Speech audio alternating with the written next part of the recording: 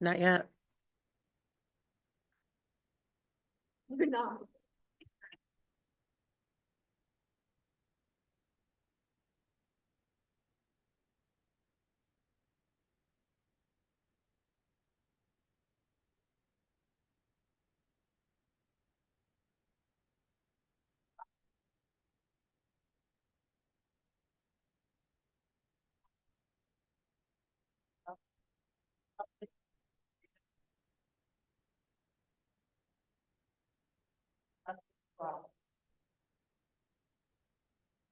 Roll call, please. Councilmember Porter, Present. Councilmember Middleton, Present. Councilmember Kavanaugh, Present. Councilmember Dundon is absent. Councilmember Rathmel, Councilmember Hotchkiss, Present. Council President Matavetsky. Present. Thank you. All right. And I will be turning things over to Councilman Hotchkiss, Chair of the Planning Committee, regarding RL 24-44. And our presenter is Mayor Cram.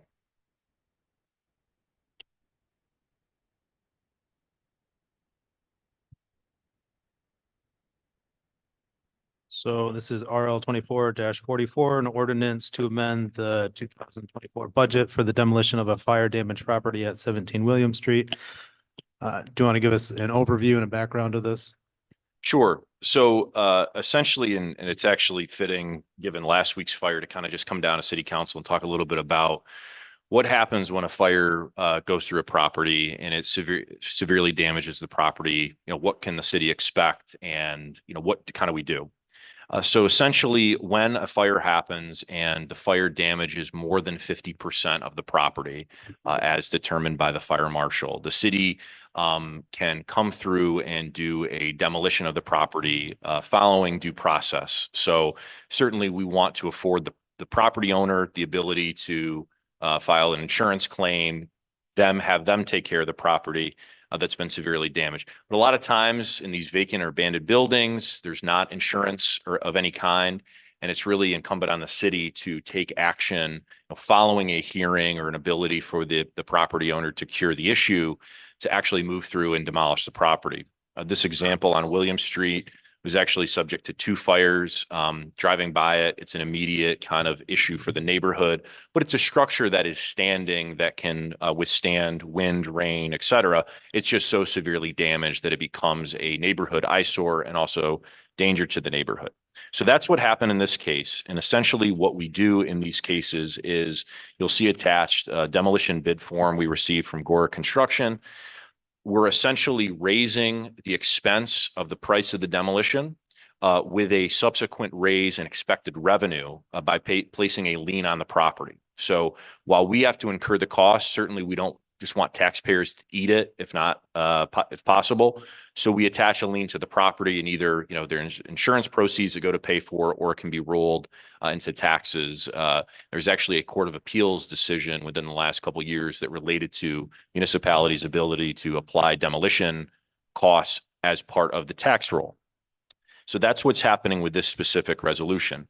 The second type of action that the city takes was on display last week at Henry Street, where an early morning or relatively early morning fire demolished or damaged the building in such a way, danger of collapse, meaning that if we did not keep control of the scene and get demolition crews on site immediately, the property could have fallen to another property, fallen into the road, could have been an issue.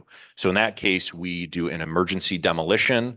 We immediately incur the costs without time for hearing, et cetera, and then track down that payment in the future. It is an immediate kind of life safety issue. And that's what happened at 122 Henry Street. What was it, Thursday morning or sometime last week.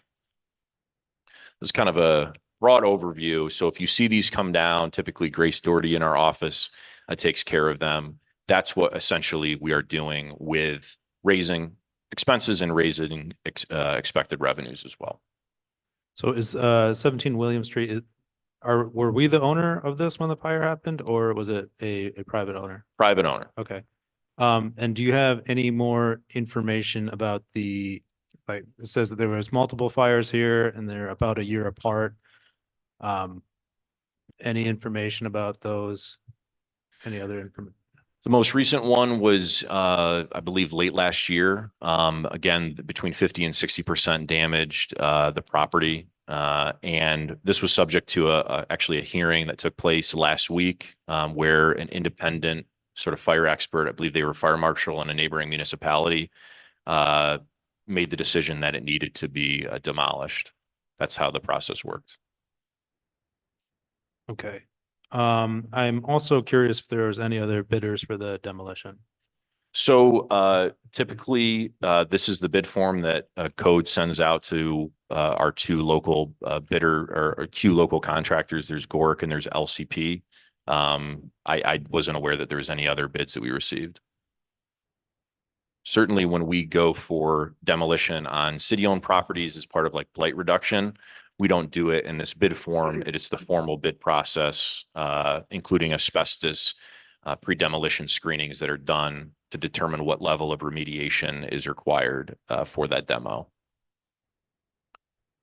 I guess, yeah, since you brought up 122 Henry Street, and I know that was one of the ones that the city was receiving as part of a lawsuit, and I don't know if we closed on that or not. And I never got a clear answer if we are the owners of that or not. Owners there happen and are currently not the owners. So we had yet to close on 122 Henry as part of that portfolio. Okay. I think that concludes my questions unless anybody else has any questions on this. I do. I have some. Order. Oh, sorry. I do have some questions.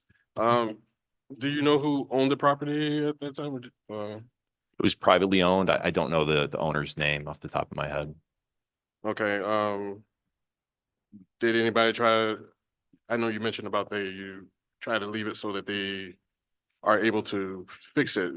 Did they even try to attempt to fix it after the first fire? Yes, the city made, multiple attempts to get in touch with the property owner to have them remediate. I believe a period of time, this individual who owned the property was incarcerated.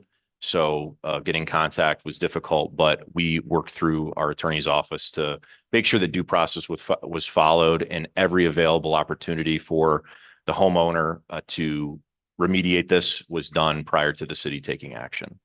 Along with this, since we have multiple properties that seem to be abandoned throughout the city, and they tend to have issues with having squatters, because I know that has been an issue.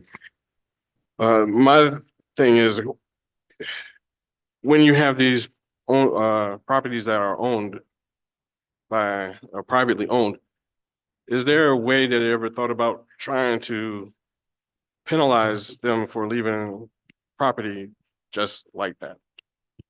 So in addition to Not just talking about, sorry, but not just talking about somebody's incarcerated, because it's kind of unfair for somebody incarcerated, but I'm just talking about those who tend to have they leave property. And just a perfect example, Ansbrook, let's just use that. So, yeah, I mean, why not penalize those who leave property so that you end up having fires or having squatters or? Yeah, so in addition to kind of the longstanding practice of cities citing code and prosecuting those who are responsible for unsafe conditions where people are living in them or unsafe conditions in which they're vacant, code responds, cites, and those individuals have to either fix the problem within a certain period of time, or if they don't, they're referred to city court, in which they go before a judge and have to explain exactly what they're doing, and they face penalties, including fines or even jail time. So as it relates to vacant property, we do have a vacant property registry that has a fee. That's a $500 fee. However, there are incentives for individuals to allow code to inspect those properties and have up-to-date contact information, and the fee can be lower for those situations. You ever just thinking, I don't know, have you ever considered about like buying back those properties in order to fix those up for, so that maybe those houses can be used for other purposes, maybe for those who are homeless or in some manner, especially when you aren't able to get back with or whoever owns the property maybe even chooses not to want to get back with you on that. Yeah, so if somebody is kind of unresponsive to the city, they're paying their taxes, right? And they're not facing a tax foreclosure or a mortgage foreclosure. Enforcement through code is going to be how we get them to the table. They're going to have to answer a court criminal summons. They're going to have to come to court, explain what's going on. If the folks are not paying their taxes and it goes to Broome County foreclosure, I know some things have changed with the foreclosure law, but in the past, those have been the properties that the city has either taken for demolition if they are truly too far gone, or looked to nonprofit housing partners to take on those properties and do housing development. I know a lot of the housing providers are looking to purchase properties when they go on the market or approach owners of large housing portfolios. Jerry Willard did this successfully on Crandall Street and some of the north of Maine projects. So that's kind of ongoing. The limiting factor is funding. To be able to, get a hold of these properties is one thing, but renovation costs right now that, through state programs that are running between 250 and 300,000 per unit, that adds up pretty quickly. So we go after grants and the best we can to get more properties funneled to developers who can fix them up. So you ever considered maybe local people or local development companies that actually who are seeking out these things and try to use them and actually try to talk to them in order to? Yep. As I said, First Word Action Council is a great local group. Greater Opportunities of Broome and Shenango is another group that we work with. We also work with the Broome County Land Bank on properties that have been diverted from tax foreclosure to their portfolio and have a number of sites in the city. So we constantly are talking to and working through these programs, and in fact funding them to a large extent as well through our ARPA allocation. I know that Dominique Rice, who was talking about it, and prior, the previous city council kind of refused to have to talk to them, or even had been some issues there. I mean, there's people, it seems that there are people who are just climbing they're just clawing at attention from you and other people as well as us to do so. I mean, but I've been told that has been happening last year, that they've been trying to, but then it's been ignored. So In that specific case, our office has conversations with the individual all of the time, including the Office of Economic Development. One of the things you have to remember is that if there are an individual who's seeking to do some sort of private business venture, they're not likely to qualify for really any type of funding. However, if they are a community housing developer, like the YWCA, like Bruce Levine, who's coming here tonight with the Housing Authority, Greater Opportunities, First Word Action Council, Broome County Land Bank, et cetera, nonprofits, they're eligible for a lot of the funding sources that we're talking about, in namely the funding that we get from the federal government. Any further questions? Okay, Councilman Kavanaugh. Mr. Mayor, I just, in terms of this William Street property, I wonder if you could back up just a couple steps in the process. You mentioned there was a hearing last week. So I'm just trying to understand so this was obviously 2 fires identified as an eyesore, then, or Corporation Council. So if you want to jump in, this has been identified, then there's a determination by fire marshal or this fire expert that it's not salvageable or eligible for demolition, and then you have to go to court. Yes. And then what's that process look like? Or it's not court really. I mean, that hearing was the determination hearing. So at this point, the city can move forward and schedule the demolition of that property. Okay. I think one of the biggest headaches, and we're looking at ways that we can even reform what's on our books now. Johnson City has a lot more latitude, so we're seeing if that's a better law, is that it takes a considerable amount of time to put these homeowners on notice that they have a dangerous property.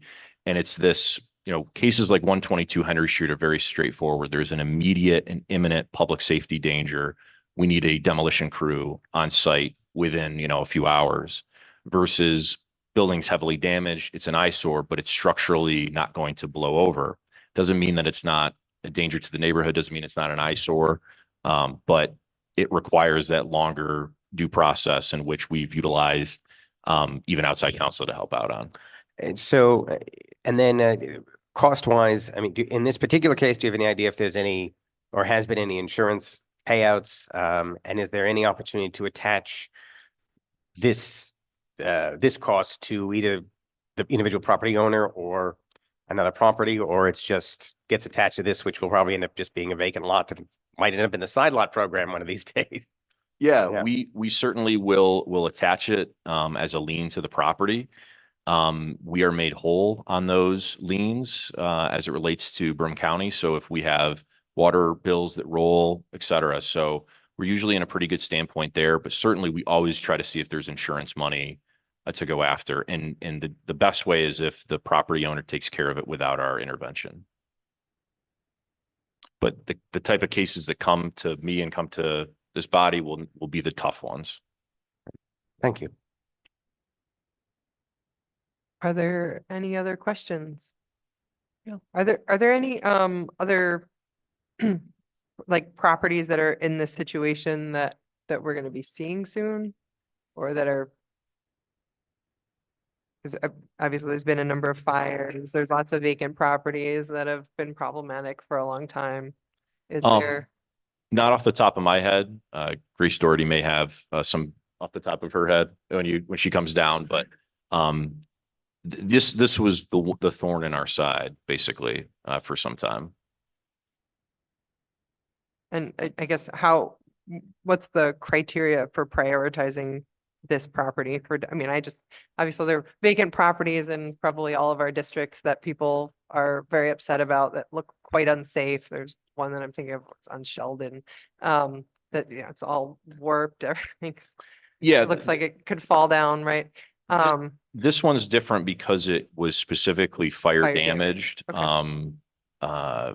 But if there's any property in anyone's district that it was bad 2 years ago, it got worse last year, and this year it may be in danger of falling down, certainly contact code enforcement. They can do a field visit and see if, the timeline has shifted and that's time to do something emergency wise on that other property.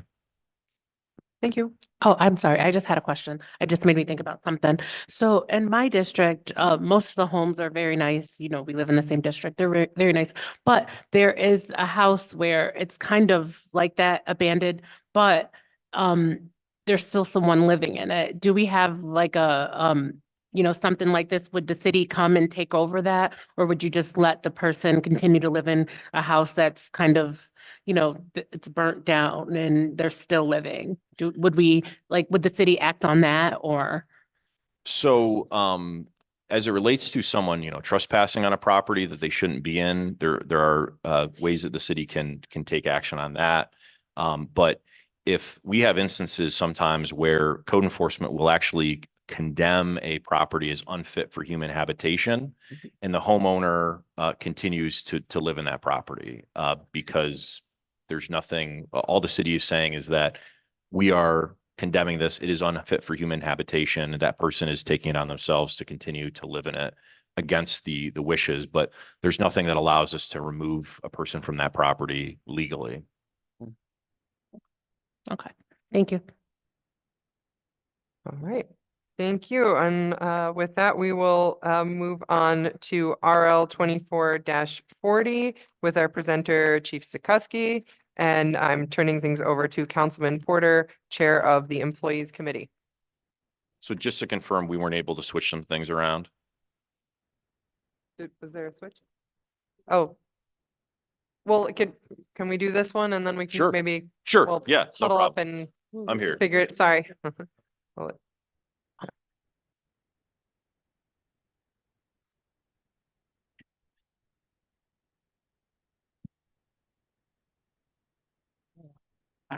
I don't know. All right. Hi, how are you? All right, how you doing? This is legislation for increase of salary in the general equipment and mechanic. It is.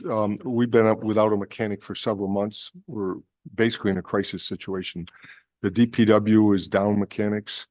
Kevin Brown from my traffic division's over there. We currently have 6 vehicles sitting up at the DPW, 12 more on a board that needs to go up there. DPW, and when they get time, has been changing oils and stuff for us. This job's been posted for several months. The guy that left the job was great, best mechanic I've seen. He took a higher paying job, paying him over 25,000 what we were paying him. So we're trying to be competitive. The salary going up to 65,000 is on the low range competitive, but apparently he's not over enthusiastic about his current job. He said he would come back. He's over the time that we've had him. He has saved the city thousands and thousands of dollars where we don't have to send vehicles out to dealerships to be fixed. He could do everything. So we'd like to give more, but we settled on 65 to get, and I'd ask you to please expedite it. We would hope to start them on Monday because we have 18 cars waiting to be serviced now. It's just one position that he's taking, or is There's been one police mechanic forever since I've been here. We have 93 different types of vehicles that he services. They're all his responsibility. So in the long run, his salary still is low. As I said, it's on the low end competitive. But there's one mechanic in the police department.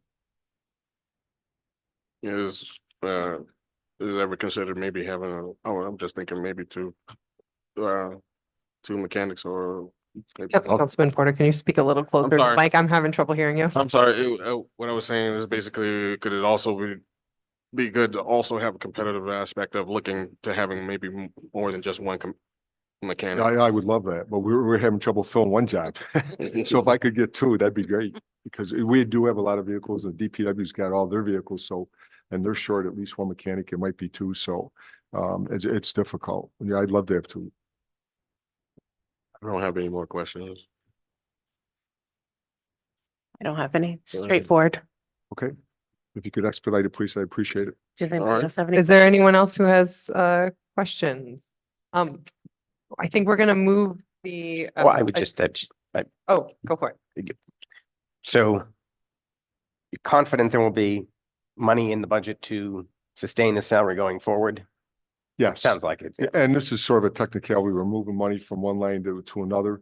That position's been vacant. Actually, there's enough money in that personnel line to cover this increase for this year, but I'm told by the powers to be that this is the way it's got to be done. Moving one money out of, not the salary line, just drawing in that. We could have just continued paying even with that raise out of that. It wouldn't have affected anything. So Okay, it's just the way it's got to be done. very good. So we don't expect the vehicle repair money to run out and need a new appropriation to that line. I can't tell you that for sure, but be honest with you, but that'd be addressed at the end of the year if I had to come back to you and ask you to move money from some other line back. It's just, our fleet's the best it's ever been right now. The mayor graciously bought us some numerous vehicles. So we don't know. There's a vehicle repair line and then there's another line where there's stuff like, say, we're involved in a car accident, we got to send it out. And so if we're lucky, we don't have any accidents, it's our fault. There's money left in that line. Or if there's a number of accidents, or like right now, we have a new car got damaged, $4,700. The guy has no insurance. So the city's gonna have to eat that $4,700 to fix the car. So you just don't know. It's one of those things, you look at the average when we do the budget, but all of a sudden, if there was 2 totals, we're self-insured. You're either out the car or you got to spend a lot of money. Thank you. Any further questions? And then I'm gonna ask if you don't mind to keep sitting there, because I think we're gonna move the ATV topic up, and I wouldn't mind hearing a little bit if you're, I know you're not prepared for this, but a few remarks on the dirt bikes from a police perspective. What All right, you're seeing. I'll sit here. Yeah. Sir Brown's gonna, he's the Oh, one to talk to perfect, Syracuse, perfect. but I'll stay. Thanks. Please. And do I need to? What line is that?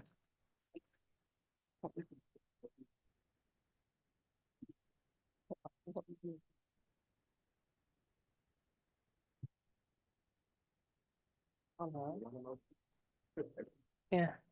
4:42. Madam President, I'd like to motion to consider discussion of RL 2442 and move that to the top of the agenda right now, please.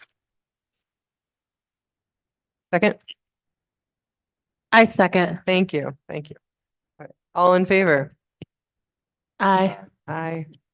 Any opposed? Okay, great. So now we are moving up again. RL 24-42.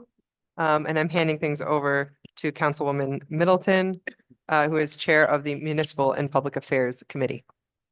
Hello, guys. So this is the ordinance, an ordinance amending chapter 400 of the city charter, vehicles and traffic, adding the prohibition of operations of off-road vehicles in the city of Binghamton. So can you explain that to me? Sure. Thank you. And thanks for shifting around the agenda. So essentially from even my time back as chairman of the traffic board many years ago, the topic would come up from time to time. Really, I would say in everyone's district, one way or another, with the illegal operation of off-road vehicles on city streets, from a standpoint of public safety, but really from a standpoint of neighborhood disturbances, noise, et cetera. And so, throughout, time here at City Hall, I kind of knew it was an issue, but I would say in the last year, 6 months to a year, it really has come to a head in a couple different ways, mostly involving an area on the south side near Mary Street and Vessel Ave. So in June of last year, we had a very critical accident where an 18-year-old man was injured very severely for illegally operating a dirt bike on Vessel Ave. It was a very horrific accident. And then having discussions with residents of Mary Street, who for the last 6 months to a year have dealt with, repeated and really kind of crazy levels of riding ATVs in and out of backyards, properties. We've had complaints of this on the north side. We've heard about it in the first ward. And so what I did was looked at what other cities have successfully done in upstate New York dealing with ATVs and off-road vehicles. And what we found is that the city of Syracuse back in 2021 adopted a change in the way that they enforced against off-road vehicles on city streets there in Syracuse. I had Patrolman Brown reach out to his counterpart with the city of Syracuse traffic and found that they have a very successful model for curbing this type of activity. Right now under vehicle and traffic law, and Kevin can kind of speak to this, there's not really an effective way or really an enhanced way to deal with these issues. The city of Syracuse legislation, which we are modeling this after, really does ramp up the enforcement ability by BPD. And, it's something that I think is important for neighborhoods. As I said in some of the media coverage of this, I have nothing against ATVs, dirt bikes. That's a really valuable hobby that a lot of people have.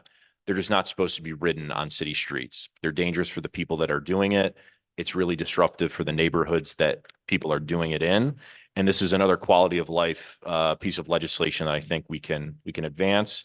And I'll let Kevin kind of talk a little bit about what happens right now when there's an ATV going down the street and they get caught, what the change would be, and then what you heard from Syracuse PD. And Kevin is one of two members of our traffic division, which works on these sort of things, deals with the impound, deals with alternate side parking rules, et cetera. I'll give the floor to Kevin. Thank you. So as of right now, if we can go back, we'll just speak about the one that was last year. Everyone knows about the 18-year-old. That ATV, it was illegally used off-road, critical accident, or it's a dirt bike, has already been returned. It's back out and it could be used again. With the way that this legislation works for us is it just puts another step in. So it's not so simple to come in the next day.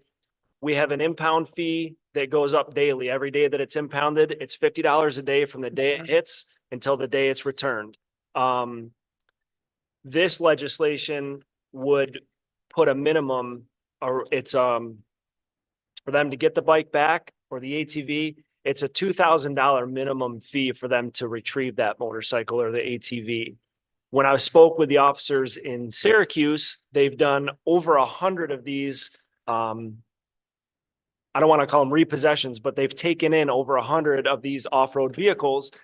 And based off of what this same model where we adopted it from, only 2 people have come back and recovered those bikes. So it's very effective in those bikes not getting back out on the street. We, as police officers, hear on a regular basis that people call in, they want things done. And right now we're a little bit hemmed up where, yes, if we catch them, we can impound the bike, they can get a traffic citation, which is kind of left up to, the fees that are imposed on that citation can be up to a judge. It can be up to a certain amount of money. Or it can be, you've come in, you've done your thing, pay to get the bike out and off you go. So this changes it to a city ordinance violation where there's a set fee schedule for those things. And the other thing that Syracuse had done that I thought was a good idea, as we had the issues on the south side with specific locations, Syracuse identified the places where they had a problem. They sent letters out to those areas and said, this has been brought to us by community members. We know that this is an issue in this area. This is what will be done if we catch you. So there's no smoke and mirrors. That's very clear. The city has already done a really good job at putting some of this stuff forward so that, the residents know this is what is going to happen. You have been warned. It's not going to be a surprise. And it's also not a surprise. I was a kid that grew up riding ATVs, not in the city. But you sign when you buy that thing that you know that it's not for highway use. That's something that you have to go through. That's part of the paperwork. So. I just had a few questions. So you said fees, like what would we do with that money? Like, so if we did get it, like what would we use that money for? It would go into the general fund.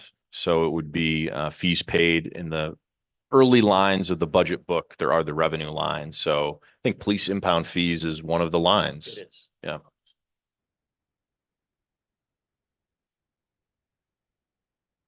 Okay. All right. I'll have to look into that. The chief said that because he's not on mic that there's legislation that relates to the use of that for police vehicles, but Okay. we'll have to check the record on that. In case the fire department wants something, right, chief? I think I had another one. I have another one, but I forgot. I can't read what I wrote at the moment.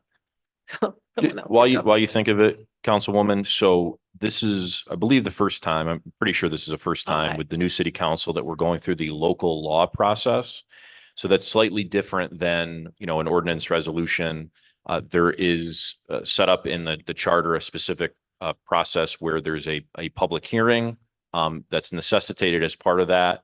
And, as this kind of moves down the tracks, hopefully Corporation Council can inform on what the exact timelines and everything. And then following an approval, it has to be submitted to the New York State Department of State to be on file as a local law. And so once we get notification that that's been filed and that's been certified, then we can begin enforcement of that, of the law. Okay. And So not until that time. I remembered now. So what do we do with the bikes? So like if someone doesn't pick it up, like how does that work? Do we sell it back like to someone or we just leave the bikes like in collection? Go ahead. Take this Go one. ahead. So right now, just as with a vehicle as well, we're mandated to hold the vehicle for 20 days. Okay. We do find the last registered owner if there is one on file. That's the difference with the ATVs. Very infrequently are they registered vehicles. You can register an ATV for non-highway use. So that'd be like farm use and you can put a plate on it. But that's not what we're seeing. Mhm. So we make every effort. If the bike is taken from someone on the street, we get all the information that we can. We send a certified letter out to those folks and say, we have your property. This is what you have to do to get it back. If we don't hear from you within 20 days, we're going to do X, Y, and Z. That could be to send it to Gary's, you pull it as scrap, or once a year, usually once a year, we do an auction Okay. and those things can be auctioned off. And then where the money goes from there is above my head. Okay. Where does the money go? Sorry. Again, we'll have to check on that. The chief said that there's an ordinance that related to impound fees going to pay for city vehicles, or excuse me, police vehicles. I think the auction fees are general fund. As I said, if we don't use it for something else cheap, but we can look into that. Yeah. Basically, in a sense. I don't know if it would be a civil forfeiture because they have the option to come and get it. So it's, I mean, I guess it's their choice if they want to go through the process or not. I do know that this has been a problem, but for some people, it's been a thing of issue of transportation. For some people, it seems that, you know, we don't have the transportation needed for people to get to back and forth, maybe to a store or other places to get, or even to work. So I know this may be a big concern for that, but if the mayor, if you ever thought about looking into the county and changing certain things in transportation. Yeah, you know, we're always up for additional investments with BC Transit. You know, whether it's specific issues that come up, their funding model is very interesting as it relates to services and how they can do routes and how they can do free routes, et cetera. I think the important thing to remember is that, you know, right now, not a local law, but New York State vehicle and traffic, these vehicles are illegal on streets. So it's not a city of Binghamton law. It's just that these are not safe to use. If folks are looking for alternate modes of transportation, obviously, you know, e-scooters, bicycles, et cetera, are not covered under this law, and can still get you, you know, where you need to go. But you know, as we did with the closure at Weiss, you know, I reached out to Greg Kilmer, who runs up BC Transit, made him aware of the issue and started a conversation. So if there's specific places in the first ward that are missing out on transportation or the city The at picture large. that you have for that little bike that you have, that you're seeing that was an impound. Mhm. I've seen that. Seen it especially come through First Ward. And sometimes I do know that the people that did, they usually end up going either back and forth between work or going to the store. And some people did happen to drive it maybe for fun. But what I'm looking at is that with that, you're dealing with people who can't afford some things. And so I don't know, maybe it's taken upon us as the government to figure out ways to maybe even change the law just a little bit, that maybe they can use the vehicle or for those purposes, or to maybe even work with DMV. I don't know, maybe work with DMV to use it as a way to make it much more legal than just for farm use or anything else. And now when you talk about the ATVs, are we just talking about dirt bikes or are we talking about four-wheelers? Because then I understand about four-wheelers, because then I know that Baltimore has some issues along with that when they had to change the laws for that. Yeah, it's defined in the New York State vehicle and traffic law, the types of vehicles that are illegal. So motocross or dirt bikes, dune buggies, go-karts, and all type of motorized trail bikes or vehicles that are manufactured for sale or operation on off-highway trails. So that would include four-wheelers, ATVs, three-wheeled bikes, that sort of thing. Like I said, this is from a New York State vehicle and traffic law. So right now they are currently illegal. And I think the issue becomes is that the enforcement of that without a local ordinance is somewhat futile in terms of accomplishing what we're trying to do for neighborhood quality of life. I just had a few things, two-part question.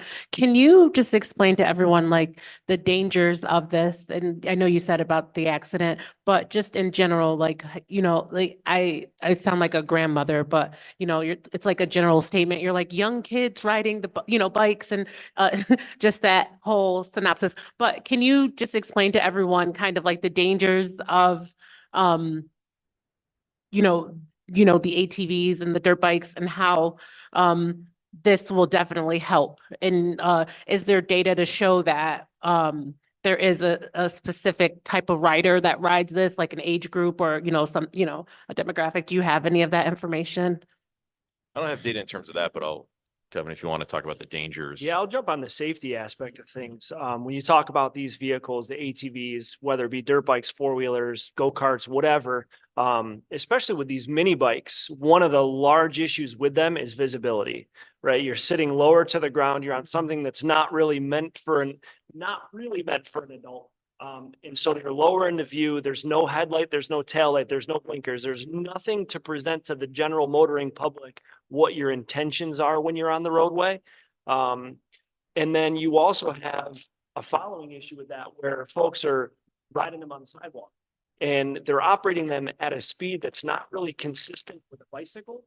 And so you as a general motorist are not, the speed perception is not the same. So if you think you can make a turn because they're on the sidewalk, that time may not be there the same way that you think it is. And then you're also dealing with protective issues of their own body, right? So if they come into contact with a motor vehicle, yes, it's similar to a motorcycle, but motorcycles have different features in place for safety's sake. And these are not, that's not what they're set up for. The tires are an issue. They're not meant for highway use. They're meant for dirt and mud.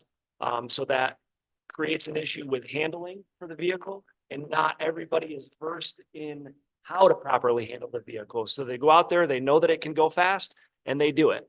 And you know, then again, it just falls into when are they riding it? Because if it's at night and there's no headlight or tail light on it, it makes it compounded 10 times. Okay. Does that answer the question? Yes. And just one last question. I was just thinking about what Alamni was saying. Do you think maybe we could take those fines? This is just like a long thought thing. Like we could take those fines and possibly subsidize transportation. I don't know how that would work, but just like a thought of, maybe we could help with like transportation with those fines. It's an interesting idea. I just know that, as it relates to public transit, that's handled by the county. Mhm. So they're the ones that have the federal funding, and et cetera. But We'll have couldn't to, we work together with them to like, because I feel like this is like, it's one of those things, it's not just a Binghamton problem. It's kind of like a whole Broome County problem. Maybe we could kind of work together to do that, like to Yeah. subsidize that. Yeah, and I think that probably at a future meeting, whether it's a committee meeting or work session, having Greg Kilmer from BC Transit come and answer questions would be great. He's very knowledgeable, and even their funding, how they get funding and how they do funding is very prescriptive, and I think it would be important for everyone to understand. Okay. For sure. Any further questions? Go ahead. Kavanaugh, Oh, All right. I'm really interested in, Hotchkiss. yeah, thank you. Sorry. Yeah, what are the current fines? Like, is there like a dollar amount that you can give me that's like the state law? Well, so right now, our impound fees, like I said before, if the vehicle comes in, they pay a tow fee to whatever tow company it is that's on the rotation that tows it. And then from the day it's in there, it starts to incur the impound fees, which are $50 a day. And then they're subject to whatever fee comes along with the traffic citation that they would have received, whether it's, an unregistered vehicle or unlicensed or uninsured, whatever that case may be. So there's nothing above that fee schedule as of right now. So could you give me like a ballpark of like, if I'm riding my dirt bike and then you take it from me, like what would I anticipate fines? So I'm not sure what the court fines would be. I don't know what those numbers look like. From our end of things with impound, most of our tow companies, if it's a plain and simple, they pick it up and they need nothing extra to get it on the truck. It's $190.80 is the tow fee. And then it's $50 a day for every day that it's in our impound.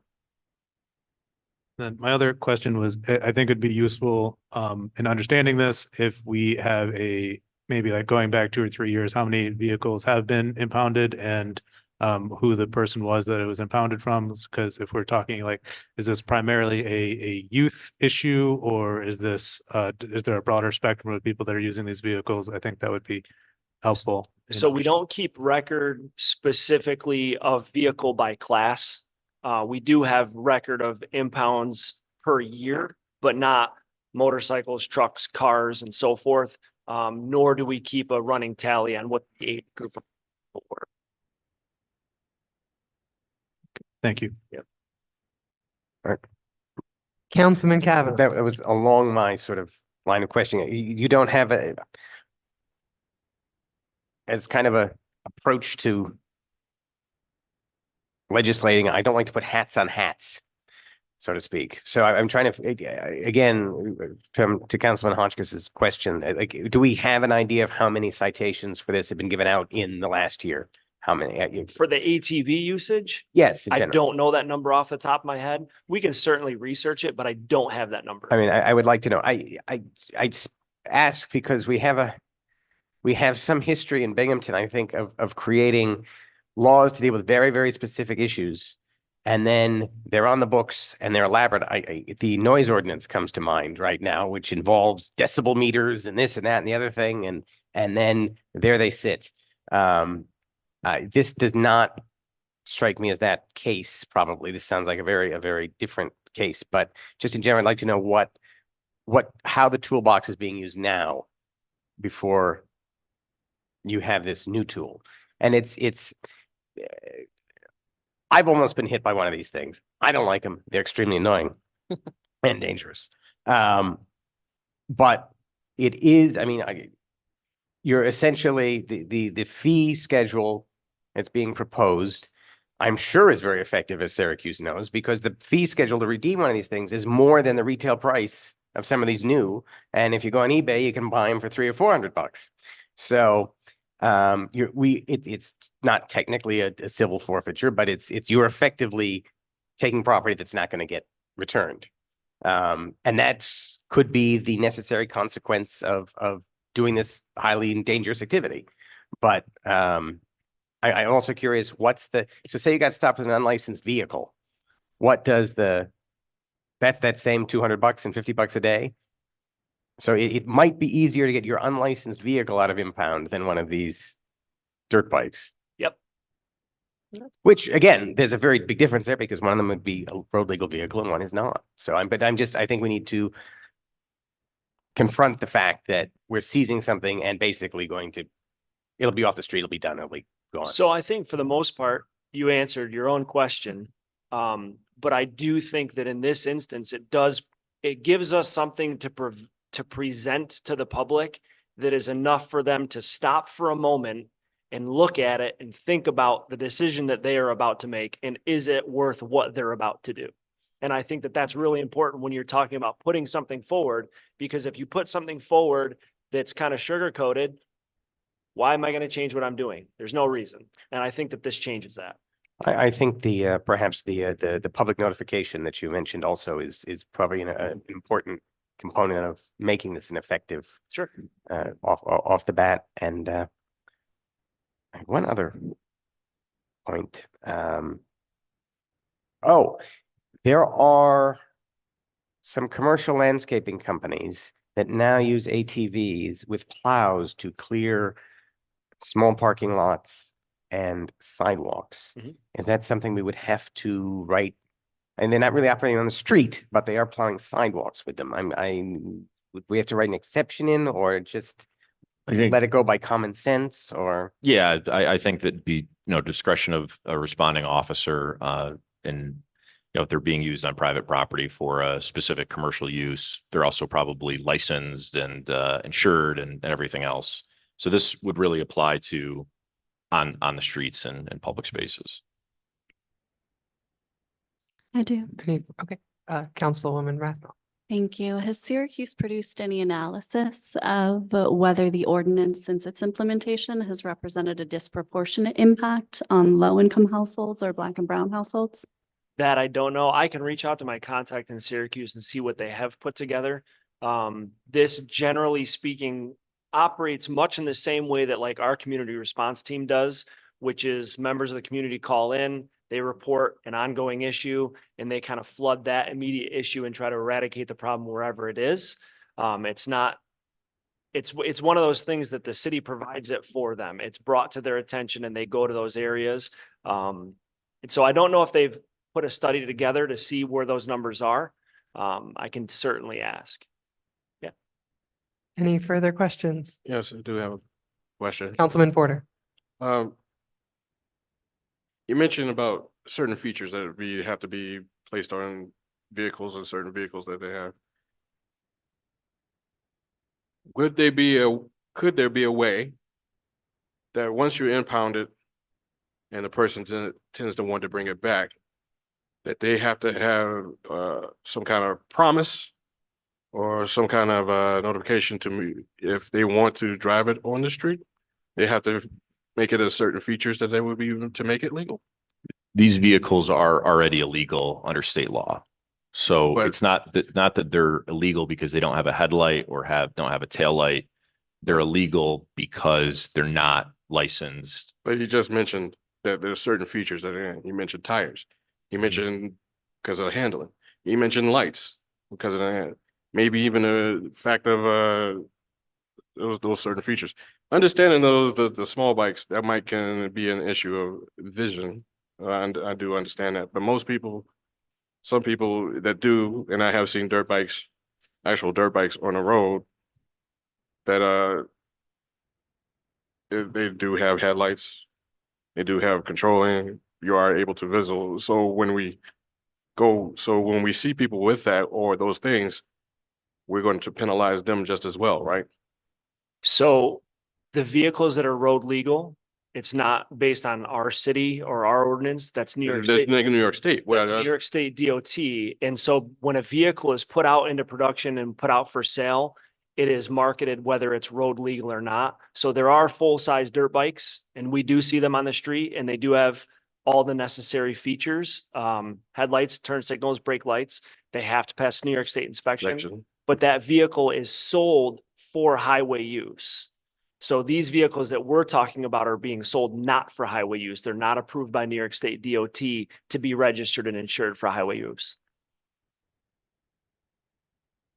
Okay, but all right. So if they can take it to a New York State inspection facility and meet the standards necessary to get them registered, inspected, and insured, you essentially, yeah, you could, but you're not going to find a New York State inspection station that's going to take a mini bike that was built not for highway use and then issue them an inspection and a registration certificate because they're not built for that. All right. Any further questions? So I have one. So how is the $2,000 fee arrived at? So I haven't heard back. I've been emailing all your contacts up in Syracuse. And so I did kind of ping pong around to find out that basically it sounds like the police department actually picked that number up there.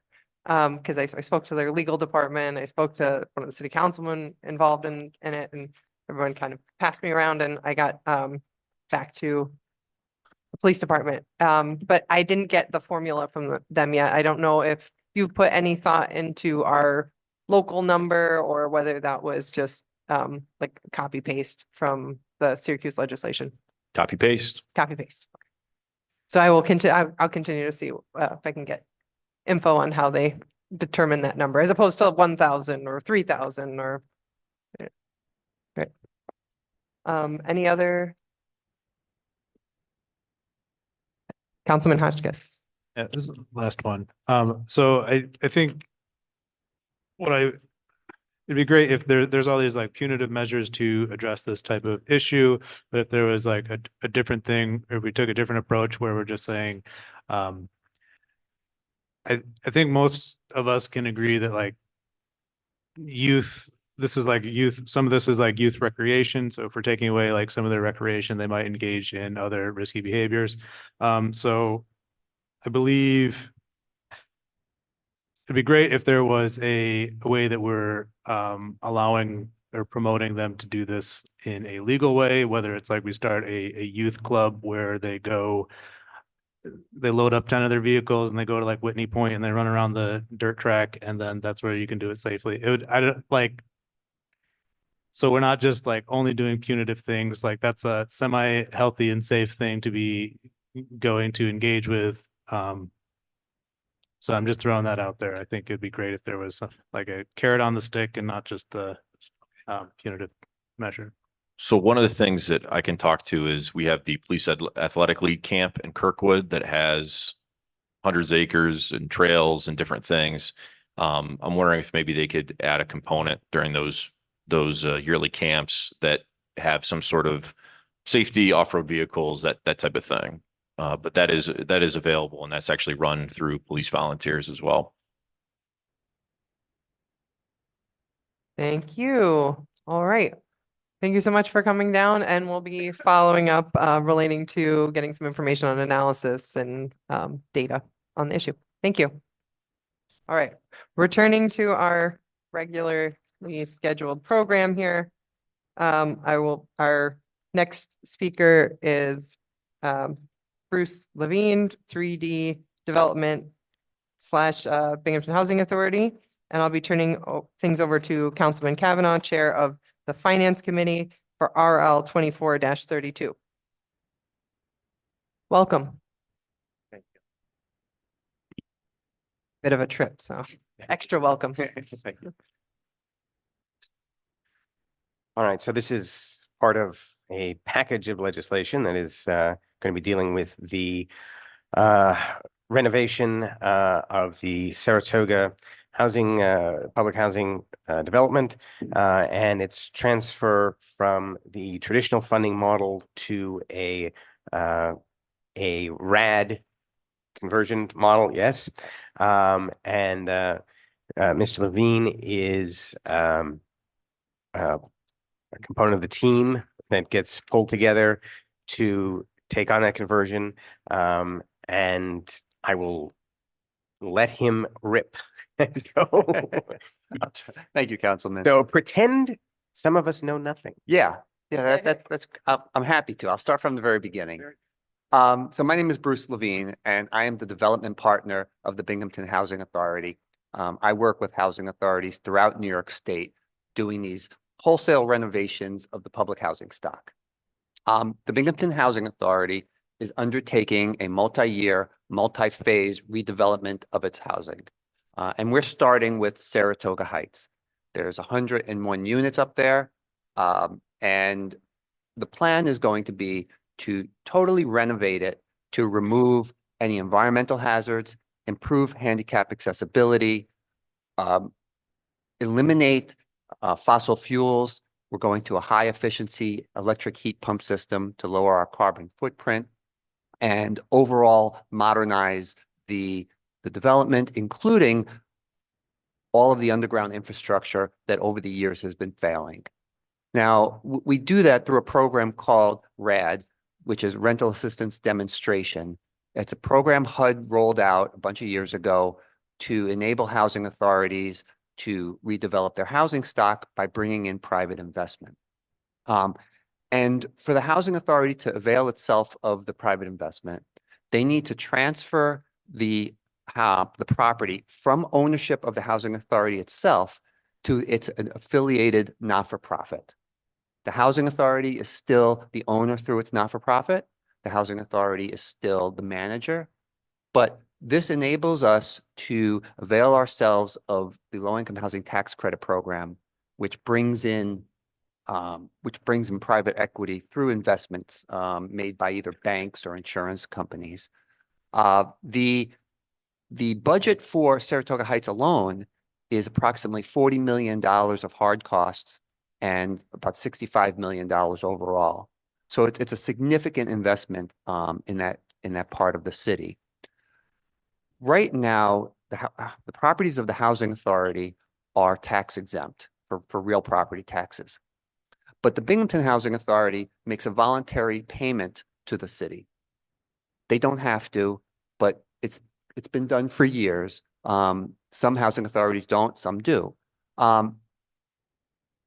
When we switch the model from the public housing authority ownership to the not-for-profit ownership, they lose that automatic tax exemption. So under Article 11 of the Private Housing Finance Law, there's a way for that exemption to take on a new form through a pilot agreement. It's permissive. We need your permission to do that. But what we're doing is we're taking the money that they were paying you through this voluntary payment and restructuring it into the pilot payment. It's continuing the exemption, And it's enabling us to obtain all this new investment from various sources, tax exempt bonds, New York State subsidy for affordable housing, and the low-income housing tax credit. And we also get money from NYSERDA for energy efficiency. We bring in all these different sources to make that budget work. And so we're here tonight for this first phase of Saratoga Heights. We are hoping to be underway by the end of this year. The resolution not only addresses the pilot, but also you're giving permission to the housing authority to transfer the ownership from itself to their affiliate. So is that helpful? It's a start. Okay. So this is a phased project, correct? So this first chunk is how much of Saratoga? It's all of Saratoga Heights. Heights, So okay. that's the 101 units.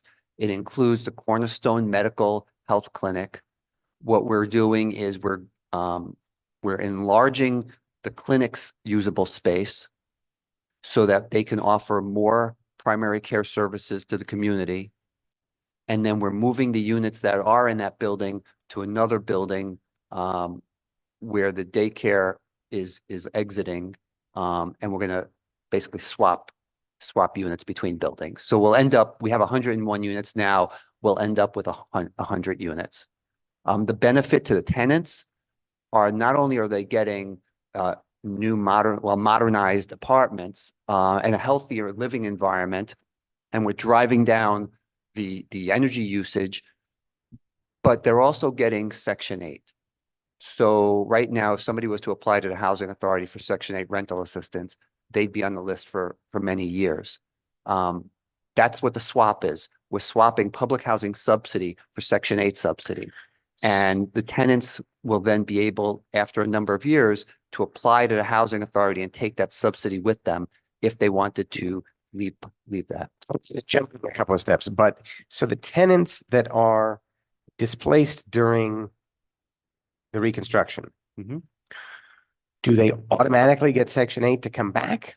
Yeah. So first of all, one of the features of the RAD program is every tenant is guaranteed a right of return. So the goal, I guess I'm asking how that's the yeah, component pieces of that. Yeah. I'll get there because I do. I have personally been involved in the temporary or permanent relocation of, at this point, I've lost count, but it's probably close to 1,000 households because I do this all over the state. And what we do is the Housing Authority has left some units vacant while we're ramping up for this pending closing. And we will do the buildings in phases in order to move people either to other vacant units within the Saratoga Heights buildings or over to Saratoga Terrace or to other units in the Binghamton Housing Authority portfolio. The act of moving is 100% paid for by the project. There is no out-of-pocket cost to the tenant. We will either reimburse them for their costs to move, or we will do it for them using a professionally licensed moving company. And that includes packing if they need assistance with packing. We will pay for any disconnect or reconnect fees of utilities. And we will also do that in reverse when it's time for them to come back to their permanent unit. We also try and make it so that as we get into later phases, we only move a household once into a newly renovated apartment. We are very sensitive to the needs of the tenants during this process. We have had 4 community meetings where we have updated tenants periodically on how the progress we're making and what they can look forward to. Also, what they're going to have to endure during this temporary relocation process. We continue to inform the tenants either in writing or we will have future meetings. And every tenant in that property will sit down with a one-on-one with one of my employees who will go through a very extensive checklist so that we understand the needs of that household during this period. For instance, if they need accessible housing, if they need certain features, if they need assistance with transportation, We want to understand all that, and we want to make sure that when we rehouse them temporarily, we didn't miss anything. And then we'll move them back. The total length of construction is going to be approximately 26 months. But we guarantee every household that they will not be out of their unit for a period any greater than 12 months. Most likely, it'll be more like 10 months. Okay, so now rewinding back to the process a little bit. Binghamton Housing Authority currently owns it. This will go into the HFDC. Right, so the Right. Binghamton Housing Authority has a not-for-profit. Right. Okay. So that will, the not-for-profit will be, Binghamton Housing Authority still controls not-for-profit. Not-for-profit now owns the real estate. Mhm. Your company is the developer. Yes, Then you seek an investor, right? Yes. And this will be marketed probably to one investor, which will probably be a bank, or what's the investor group usually look like? yeah, it's usually like the last one I did, actually it was purchased by Fannie Mae. They were the investor. But it could be a bank. I did Canal Plaza. The investor in Canal Plaza was M&T Bank. Sometimes it's an insurance company. And then what are the provisions? So they're the beneficiaries of the tax credit. Of the financial side. Yes, of it, on the yeah. financial, right. Mhm. So then how do they get backed out of the not-for-profit? How does what does the end of their relationship look like? Right, so the owner is a limited partnership. You have a general partner and a limited partner. The Housing Authority's Housing Development Fund Company is the general partner. The investor is the limited partner. At the end of the 15 years of the tax credit benefit, the investor, we have it built into the model where the investor gives their ownership interest to the not-for-profit. So at the end of 15 years, the not-for-profit will get the whole thing back. Because somebody will ask me, well, what stops them from making this student housing when Yeah, 10 years? absolutely. But this is the And mechanism. there's going to be, we have already committed, at least in our pro forma, to up to a 50-year regulatory period. So even though the IRS is a 15-year period, we then sign an extended use agreement with New York State that locks that regulatory period for anywhere from 30 to 40 to 50 years. Our original model proposed 40, depending on the sources of financing that come in, it could be, we originally proposed 50, it could be 40. It just depends on what the sources of the money are. Okay, so we have Binghamton Housing Authority, we have the non-for-profit Mhm. that's now formed, we have you as the developer, we have the investor, and then we have CPI is the Chodo. Yes? So that, I'm trying to get a picture of all of the moving pieces. well, I'm All going right. to make your life easier All right. if I send you an organizational chart. Oh, hey, that's great. I can send it to the council president. Yes. And she could circulate it. Yes. And that will show all the little players in this pie. And for that matter, I'll put in there that one of my companies co-general partners throughout construction. Because one of the benefits that I bring to the housing authority is I make the construction guarantees. That entices these investors to come in with their money. So during the period where my guarantees are at stake, I'm a co-general partner. And then when we complete construction and we go into permanent financing, then I exit, they get my interest, and I'm out of it from an ownership standpoint. Interesting. So Councilman Dunnan is not here, but I'm sure he would be asking you about project labor agreements and union contracting on this. And what's the It's all on the table. So this is a Davis-Bacon wage rate project.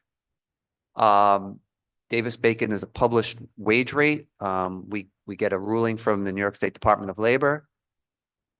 This project will have a 30% minority and women-owned business component. It will have a 6% SDVOB component, which is service-disabled veteran-owned businesses.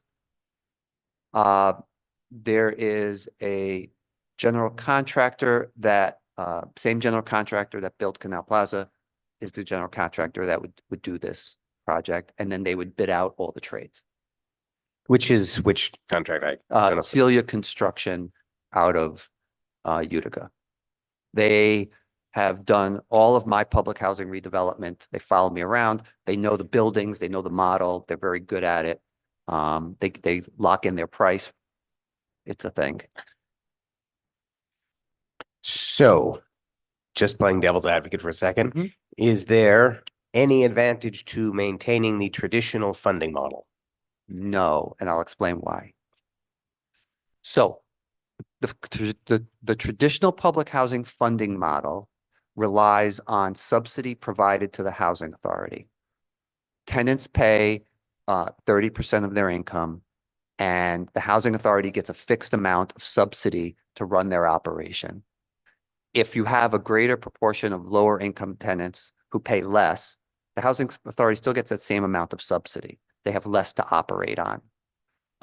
Also, over the years, Congress has held steady or decreased the amount of subsidy going to public housing authorities. That's one of the reasons all across the country, you see deferred maintenance in public housing. They just don't have enough money to keep up with what's required. The Section 8 model, on the other hand, has steadily gotten increases year after year from Congress. And so what we're doing now is, instead of the housing authority operating off the subsidy, there is a rent. The tenants will still pay 30% of their income towards rent, including utilities. But now the housing authority is guaranteed that difference, the Section 8 difference. It's a much more stable platform. And my opinion as a professional in this line of work for well over 30 years is that HUD wants to get out of public housing. The government wants out of public housing. And so they have already converted through this RAD program over 160,000 units. And that's the way they want this to go over the long haul. So I don't think public housing will look very different in a decade or so. Oh, no. Do- If you're done. Yeah, I think I've Oh, talked okay. enough for now. Okay. Sorry. Anybody else? Oh, go ahead. Yeah. Councilwoman Rathmel. Would we be able to get a copy of the HOP contract and the RAD use agreement?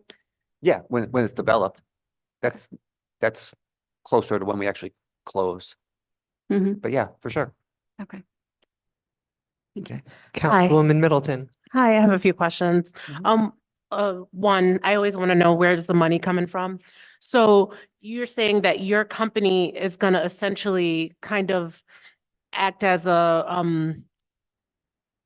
like it's not coming to my head, but your company is gonna act like a property management, because you said that, so you said that you're going to like talk to residents, and was that in my head? That you said that you're gonna help them transition in your move? Oh yeah, during the relocation yes. process. Yes, yes. So yes. yeah, no, so like, so where's that money coming from? Like, The project. It's your in the project, budget. it's in the budget. It's in the Okay, budget. Yeah. that's all I wanted to know. And then, I know that you said, I have like 5 questions. I know that you said that Section 8. So now I know that with Section 8, that it's 30% of your income. Mhm. Now there's some people right now that pay $50 a month, just straight out. So so these apartments will essentially go to market value, probably, if I'm correct.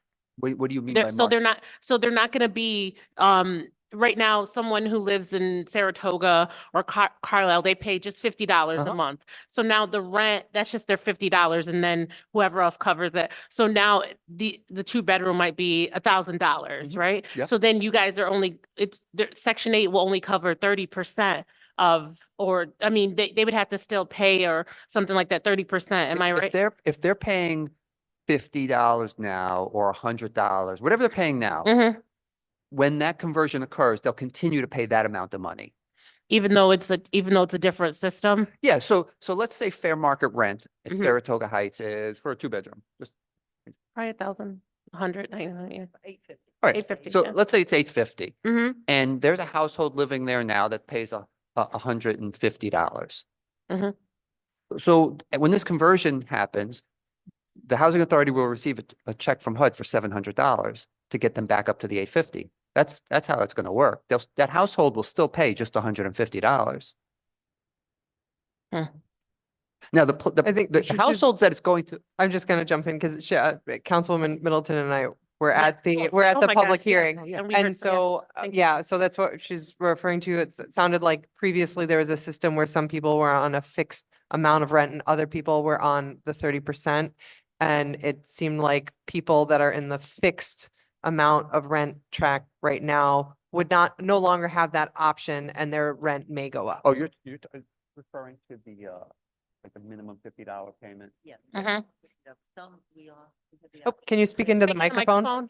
Okay, Yep. so just blanket, Uh-huh. 30% of income. So if you have zero income, then your rent would be zero. Mhm. If you have, if it's $25, whatever it is, 30% of income is what people pay. The difference is the people that will experience some level of increase Mhm. are people that have been at the housing authority for a long time and are no longer low income, but still live there Mhm. and are being overly subsidized. They'll pay 30% too. So their rent might go up. But if you're Section 8 eligible, meaning you're 50% of income or less, 30% is what you will pay for rent, including utilities. Now, because each unit will be individually metered, let's say we have a household that pays $400 and they have a $100 utility allowance. Mhm. They'll send 300 to the housing authority. They'll send 100 to the utility company. They're still paying $400. That doesn't change. I still have a few other questions. Mhm. You had these meetings and were the tenants happy with this? Are they happy with this, move and situation? You want to answer that? They're initially nervous. Mhm. Very nervous. Speaking of The microphone. mic, sorry. Yeah, you're on. Come on. Okay. They're initially nervous, we're finding. Of course. There are a lot of questions. The biggest thing I think is for them to be displaced Of course, and out of their home. Some of them have lived in the same place for many years. of course. So they're nervous about that. About half of the tenants that are being relocated have had individual meetings with the relocation specialist that Bruce has mentioned. They feel much better. They understand the process. They understand what they're coming back to. I think what's important to them is for us to explain to them that it's all new. It's all going to be brand new. There's no more band-aiding. There's no more, hopefully, problems with the heating systems and the plumbing and things like that. So they are excited about that. The more they learn about it, the better they feel. So we've been trying to have these regular meetings, with them to educate them on all that. And so basically you're saying that you're guaranteeing that people aren't going, I mean, they're going to be displaced through the process, but they will have a home when they come back. Because Absolutely. I noticed that like with a lot of places, like people upgrade things and then they come up with like some bogus situation and they're like, oh, well, we're going to move a certain criteria or No. certain people might not fit the new criteria that were moved in. And that's like one of my concerns because if people are going to be moved, I want to make sure that they come back to their home better because then that creates another housing issue. We will not be rescreening existing tenants. Okay. And they have a right of return. And as I've said, I've done this for housing authorities all across the state. Mhm. And our priority is to protect the tenant, make sure they come back to something that was better than what they left. Okay. Which is good. We want everyone to have a good quality of life. Absolutely. And two more questions, sorry. You said that you're screening, so what would be the new process? So like your new process to accept new tenants once everything is fixed and these new apartments are done. What would be the process like? What would that be? Well, we file a very detailed affirmative fair housing marketing plan with New York State. Okay. And all of that is defined in that. But the tax credit, the tax credit requirements are they have to provide all of their sources of income in order we can double check that they are truly eligible. Do you want to talk about your procedures for just general for the tax credit Go property? ahead, yeah. Yeah. Because Jean manages Canal Plaza, which is also a tax Tax credit credit. project, so it's going to be the same process. Hi, Jean. Yeah, and you know Wendy. Yes. So it's a very lengthy checklist that the applicants have to supply to us, all these documents, as Bruce says, all the income, their assets. It relates to whether or not they're students. I mean, there's very particular guidelines that have to be met, you know. We go through this checklist. It's very detailed.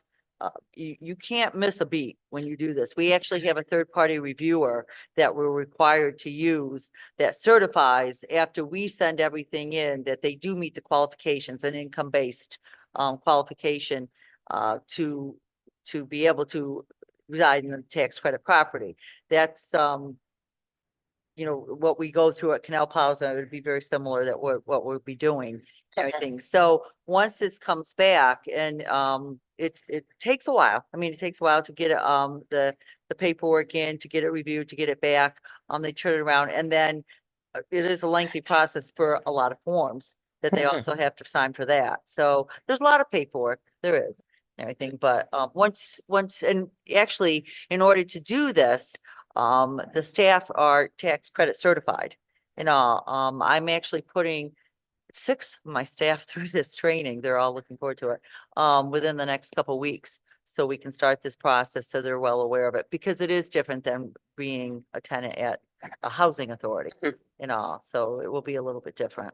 That's okay. I trust you. If not, me and Yeah. Steve Carson up there will come Yeah. and we'll get you.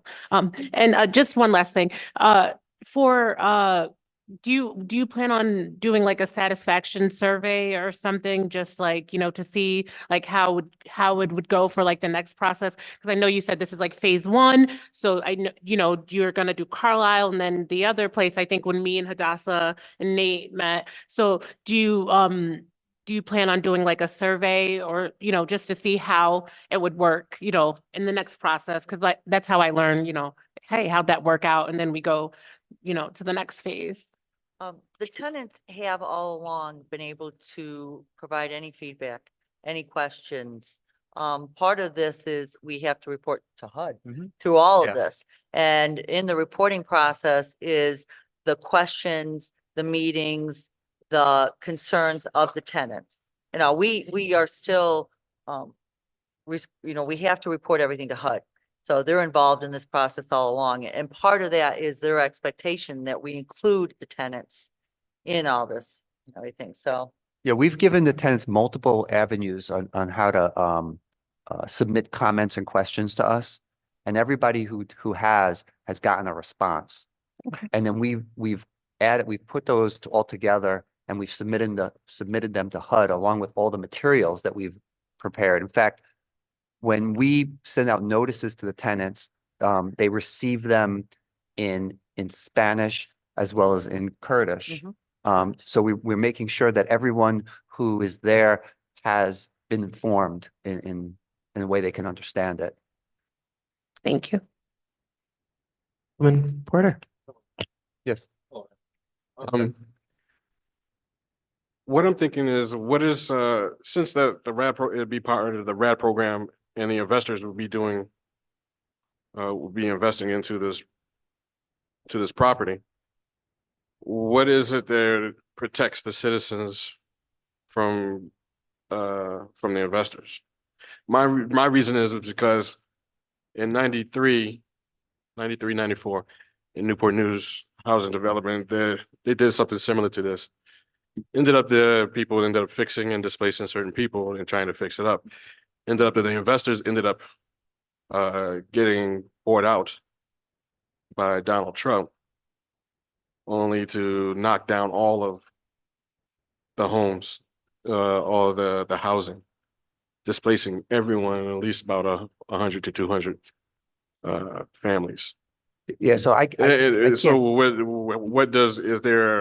is there anything that helps to protect those the tenants from being from Yeah. investors or being sold? Yeah. So because when you say in 15 years, to my understanding, in 15 years is almost like a contract or somewhat He said similar to a 50, contract. right? You said So 50. no, so let May I? Yeah. Yes. So first of all, there's this regulatory agreement that's filed.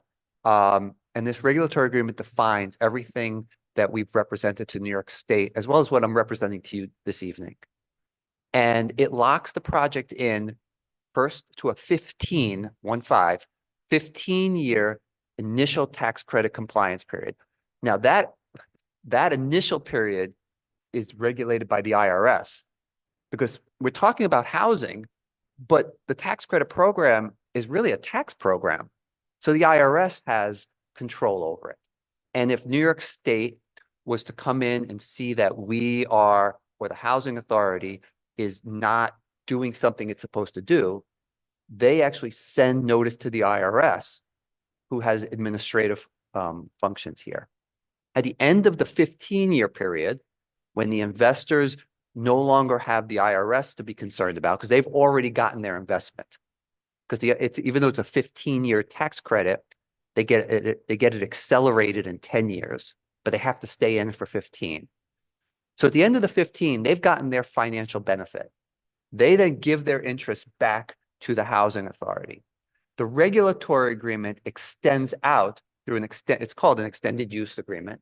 That extended use agreement extends out for an additional 25 or 35 years, depending on which form of subsidy financing comes into the project. Now, most of the subsidy that comes in has no debt service on it. That's one of the ways we make this affordable. But that debt is still there at the end of 15, 35, 45, 50 years.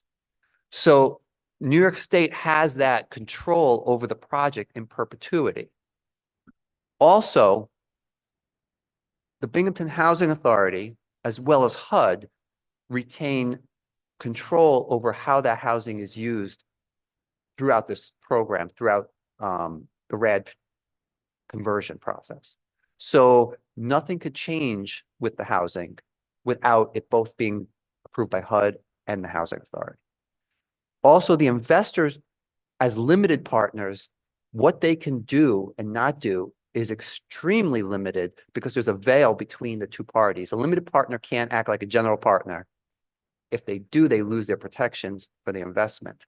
So they stay on their side of the line and the housing authority stays on their side of the line. And so what you describe, I'm not familiar with that, but as I know the program and being a professional in it for as long as I have, that just can't happen. Because the RAD program hasn't been around that long. The RAD program only started about 2012. So whatever you're describing has nothing to do with what we're discussing with rental assistance demonstration. Well, I was just concerned because when you mentioned investors, I have a big concern because it just sent a red flag for me because of knowing that experience and They just want their tax benefits. That's all they want. They don't want to be involved in the day-to-day.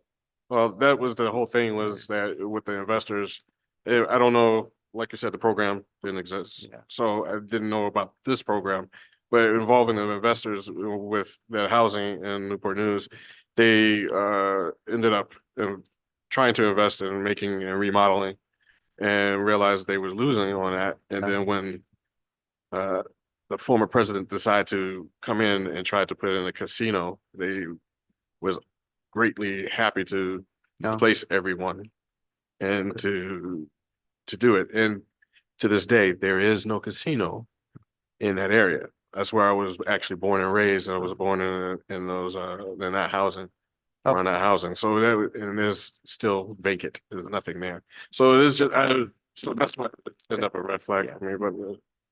But also with this program, does BHA still do the upkeep of those? Yes.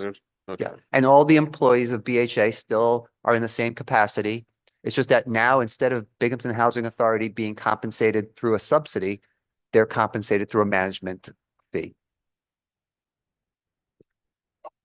Thank you. And it looks like Councilman Gavin. Oh, Just two quick ones. Yep. Yeah, I can. I was just wondering, do we have an idea of how many of these 101 units have people that are paying this fixed rate and not the 30%, and how big of an issue this might be? How many tenants? I don't, off the top of my head. If they're paying, we don't have under this new program though, we wouldn't have a fixed rate. No, So- I understand But that. no, I'm I- saying is, yeah. if the Right. reason they're paying a fixed rate, I understand they might be getting too good of a deal, but. no, but no, I'm if saying the- the opposite. Right. If they're paying a fixed rate right now, But their fixed rate may very well be under 30% of their income. I think some of them have been there so very, very long. right, no. That's what I'm Yeah. concerned about. If like someone is making a large amount of money, they would pick the fixed rate. because it's Oh, less but on than- the top end, you're Right. talking about the top, Right. if you're paying $50 Right. a Yeah, that's what I'm talking about. I'm Right. talking about with their situation now versus post transition. So I think that there's going to be a chunk of folks that are going to feel like they're, at the top Right. end, At the top end. not at the bottom end. no, I understand that, but there's still gonna be a chunk of folks. I'd like to figure out how many it's gonna be, and if Yeah. there's any way we You could see, possibly you cushion have that. Some that are making, have been there a long time and are making a considerable amount of money. Their rent will go up based upon the 30% that they will be required to be responsible for. They do have a choice. I mean, whether or not they want to stay, they will know what their rent will be. And also, but they will be responsible for 30%, yes. So I would like to know if we could get a About- handle of how many folks this is gonna, Yeah. and to what We degree. we do know the answer. We just don't know it. right Okay, now. so that would be Yeah. appreciated. Yeah. I will send that when I And send the then, organizational chart. In the Okay. grand scheme of things, it's a relatively modest amount of money, but what is Yeah. the payment, the housing authority payment to the city now versus the amount under the pilot? It's the same. It works out about the It's the same. same. Okay. If you flip over the Okay. back of that package, I'd seen the pilot numbers. I didn't know if I. yeah, caught that's the- where it comes from. Okay, All we did, because right now they pay a lump sum base of their whole portfolio. I broke out what this particular project pays, and it's just dollar for dollar. Yeah. And so just, we're hoping, now, funding is very difficult these days to get. We're very fortunate that New York State's going to go with this project in 2024. But our hope is that every 2 to 3 years, we can come back to you and do another phase. And over some time, totally remake the properties of the Binghamton Housing Authority. And I truly, and I say this with all sincerity, it's truly transformative when people get into these new apartments and have features that they've never had before. We don't just put Band-Aids on it. We gut it. We take it down to stud. We remove all the asbestos. We deal with any lead. We reframe where there's been damage. We do a very thorough job. So Woman Rathmel. Yeah, I have a two-part question, and I appreciate the intentionality that has gone into the individual and resident meetings that you've represented. I'm curious if BHA or 3D Development has informed tenants of their right to organize. And the two-part question to that would be, are you aware of tenants who have begun to organize? I mean, like a resident association? Yeah, yeah. Right, so- They are notified of it, yes. And right now they have not come to us to do anything. That's a HUD thing. Yeah. HUD, Yeah, No, I'm aware. yeah. so, we put out every year different options, but, specific to this, they have been notified about this also. Yeah. Thank you. Any further questions? Oh, Councilman Hotchkiss. Should be pretty quick. So over the summer, when we went to the public hearing, you were talking about creating the vacancies mostly through attrition. Are those people still eligible in the right to return? Or is that like a When the tenants have left, they've left. I mean, they vacated the apartment. So the letter the tenants receive says that they have this right, and they received this almost 2 years ago, right? You have a right of return by being in place when we started this project. If you choose to leave for reasons unrelated to this redevelopment, your right of return terminates. So if they left for any number of reasons voluntarily, they don't have that right of return. But if they're there, when we go and convert, then they'll get all the rights afforded to them, including the compensation and the ability to come back and so forth. Okay, thank you. I just wanted to clarify, for people, if I understood things right from our public hearing, that when we're talking about a right of return, we're not talking about the right to return to a specific apartment because it will be right-sized. It was the language Right. from the public hearing.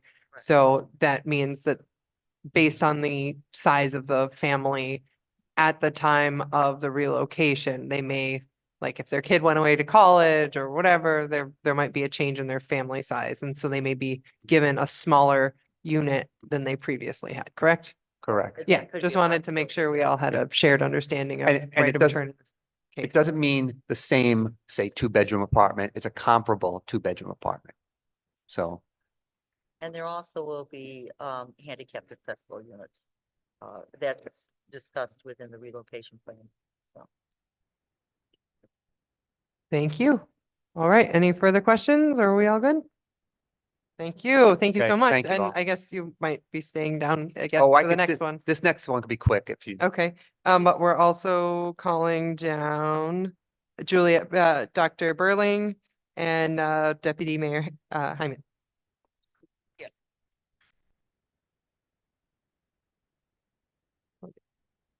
This should be, get a whole panel going. Thank you for coming down. And again, this one will be, this one will be led by Councilman Hotchkiss, Chair of the Planning Committee, and it's RL 24-30. Do you want to give us an overview of this? And how it Sure. relates to the previous resolution? Yes, yes, it does. So this is $250,000 to support the project at Saratoga that Mr. Levine just outlined in depth. And it's funding from the city, and it's also important to show the state partners that this project has local support.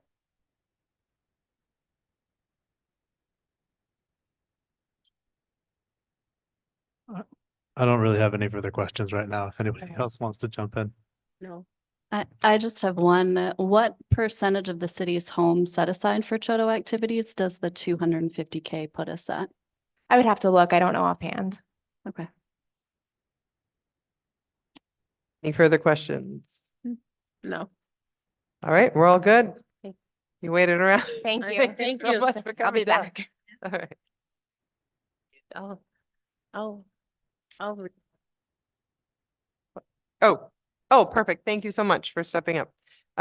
So next we have Pat McGinnis and friend and Nick Ballard. Okay, Hi, great. Nick. And I'll be handing things over to Councilwoman Middleton, who will be filling the place of Councilman Dundon, who is the chair of Public Works Committee. And this is about RL 24-26. Okay, this is a resolution authorizing the mayor to accept a grant from the Broome County Small Community Fund for handicap chairlifts at Webster Street and Sherry Lindsay Park in the amount of $9,000. Yep, just so everyone knows, Nick is taking over for me at the Parks Department. I'm just walking through my last legislations that I've submitted.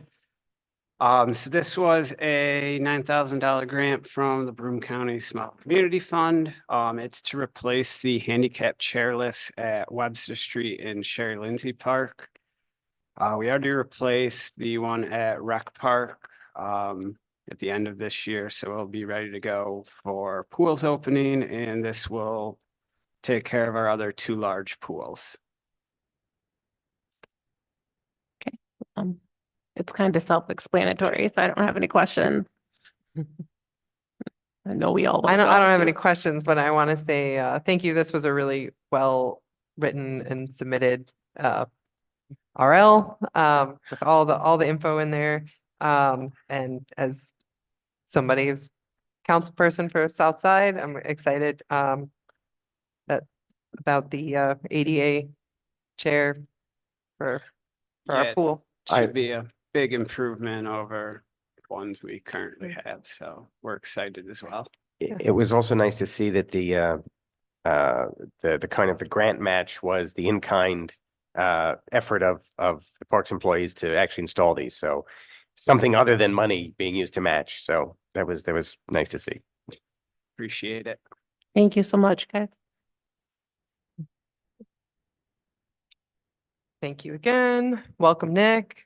Guess we'll be seeing more of you. All right, and now we'll be welcoming down Dylan Pelton. And I'll be handing things over to Councilman Hotchkiss, Chair of the Planning Committee, to discuss RL 24-35. Hi, so this is a 24-35, an ordinance authorizing the local adoption of a Main Street historic district. Do you want to give us an overview of this? Please. So the Main Street Historic District was started in 2018 on a Preserve New York grant to define. It could be considered a historic district. Hit the mic. As it progressed. As the project progressed, that area was studied and brought from 548 properties, including a block from Main Street, to around 100 properties located directly on Main Street with limited extensions on other streets. The grant was accepted in 2020 and a formal study was done. The draft was written and submitted to the State Historic Preservation Office and the National Park Service.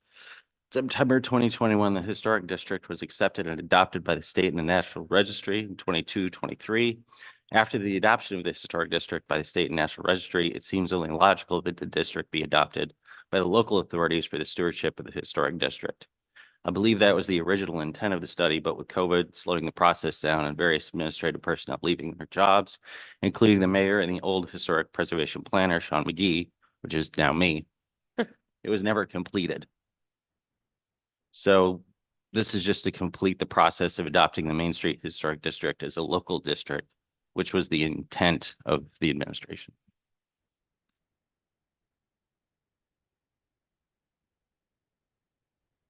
I don't know. This one seems pretty straightforward and I can't think of any questions to ask. I just have But- one. Rathmel. What are the implications for site use if this is adopted as a historic district? It means it has to go through COD to get approved.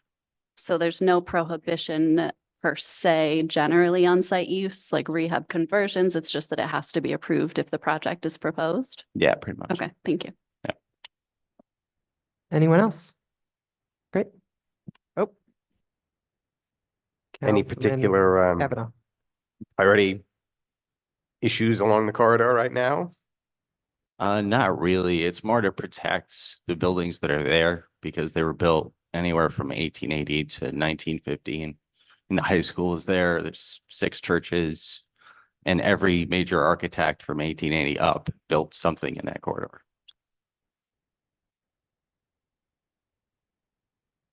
Right. Anyone else? Thank you so much. Thank you. Have a wonderful Thanks, evening. Dylan. And with that, we'll call up Joshua Paludi. And I'll be handing things over to Councilman I'll do it. Porter. Okay, I'll give this one to Porter, Councilman Porter, who will be standing in for Councilman Dundon, who is the chair of the Public Works Committee, and this is RL 24-39. I'm doing well. How are you, sir? Do you mind just giving an overview of what this? So it was brought to my attention in the 2024 fee schedule, there's a few things missing. Our $10 fee for tires. Tires obviously can't go in the garbage. They're mandatory recycled. So they have to go to a separate spot. So we can't just throw them in a truck. They have to be picked up, stored. And when we get a full load, we take them to the recycling center.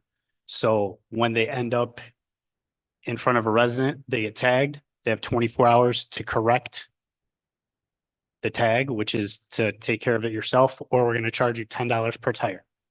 This also goes for house cleanouts when code sends us to do violations for codes. There's also going to be $25 for television sets. Starting this year, the city started a recycling program for all electronics. So if you have a television set or any type of electronics, you can bring it to the central garage.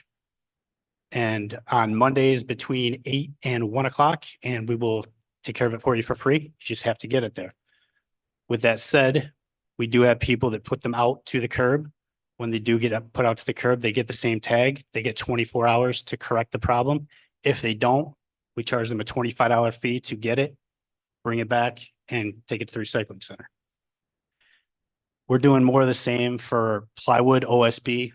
If you have large amounts of that, we're going to charge you $30 per sheet.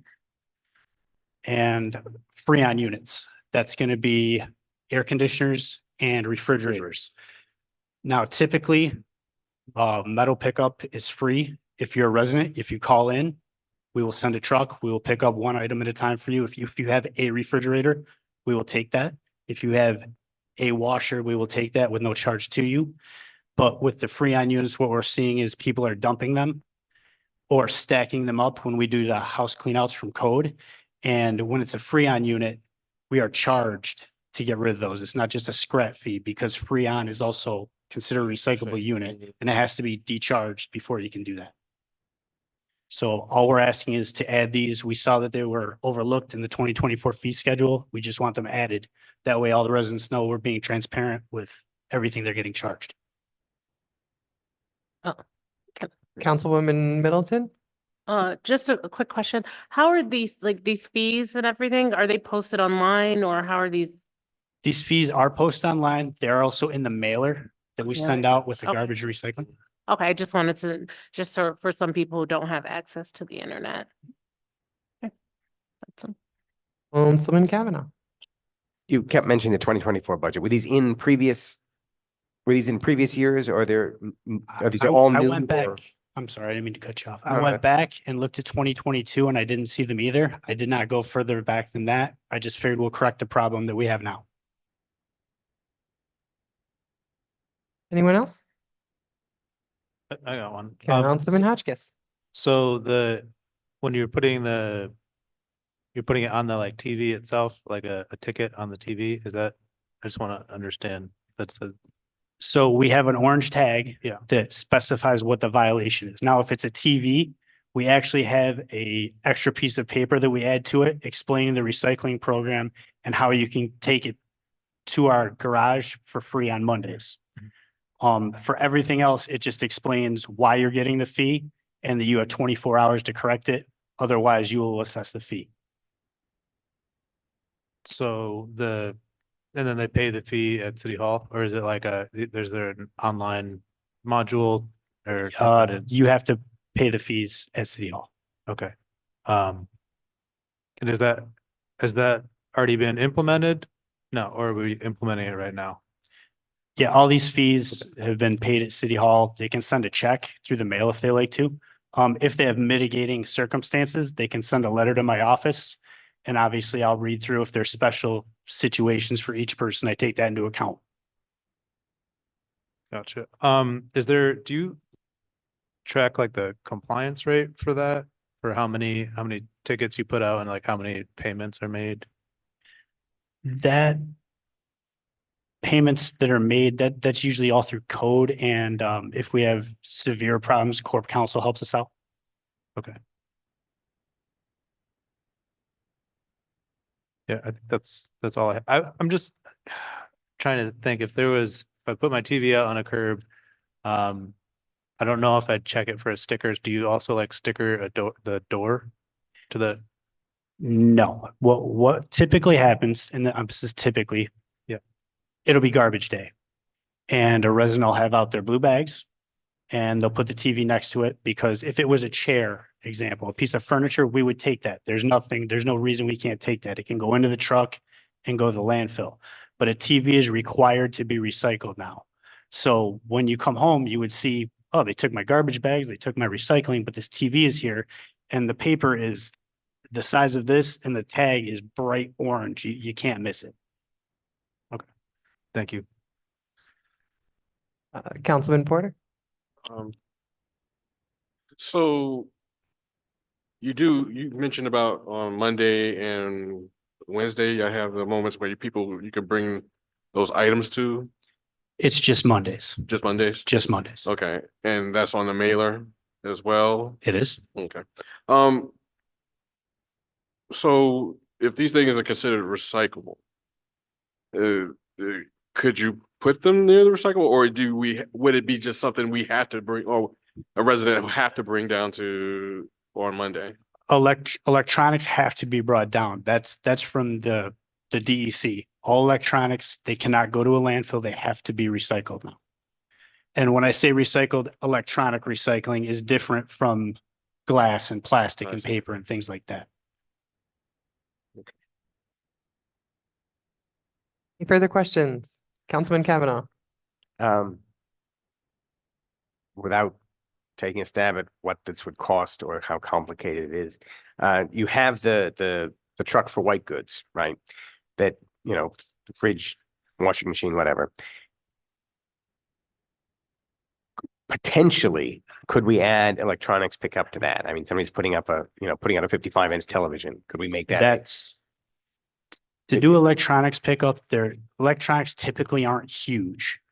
We're getting to the end of the CRT type TVs, the console TVs. We're seeing less and less of them. Every month you see a little bit less. It's more flat screens and computer stuff, and they're not large. You don't typically need a stake body truck for that anymore. And the recycling program is free to us. All we have to do is get them to our central garage, where the metal pickups, if it's not a refrigerator, we can get 3 or 4 of them in a row, take them right to Weissman's, dump them and be done with it. There's no storage involved. Where with the Freon units, we have to store them until we can get enough to take where the Freon is taken care of for us. So we try to get not necessarily a whole truckload, but enough to make it financially stable to drive them the 40 minutes where they have to go, or whatever each individual thing is that it needs to go. So,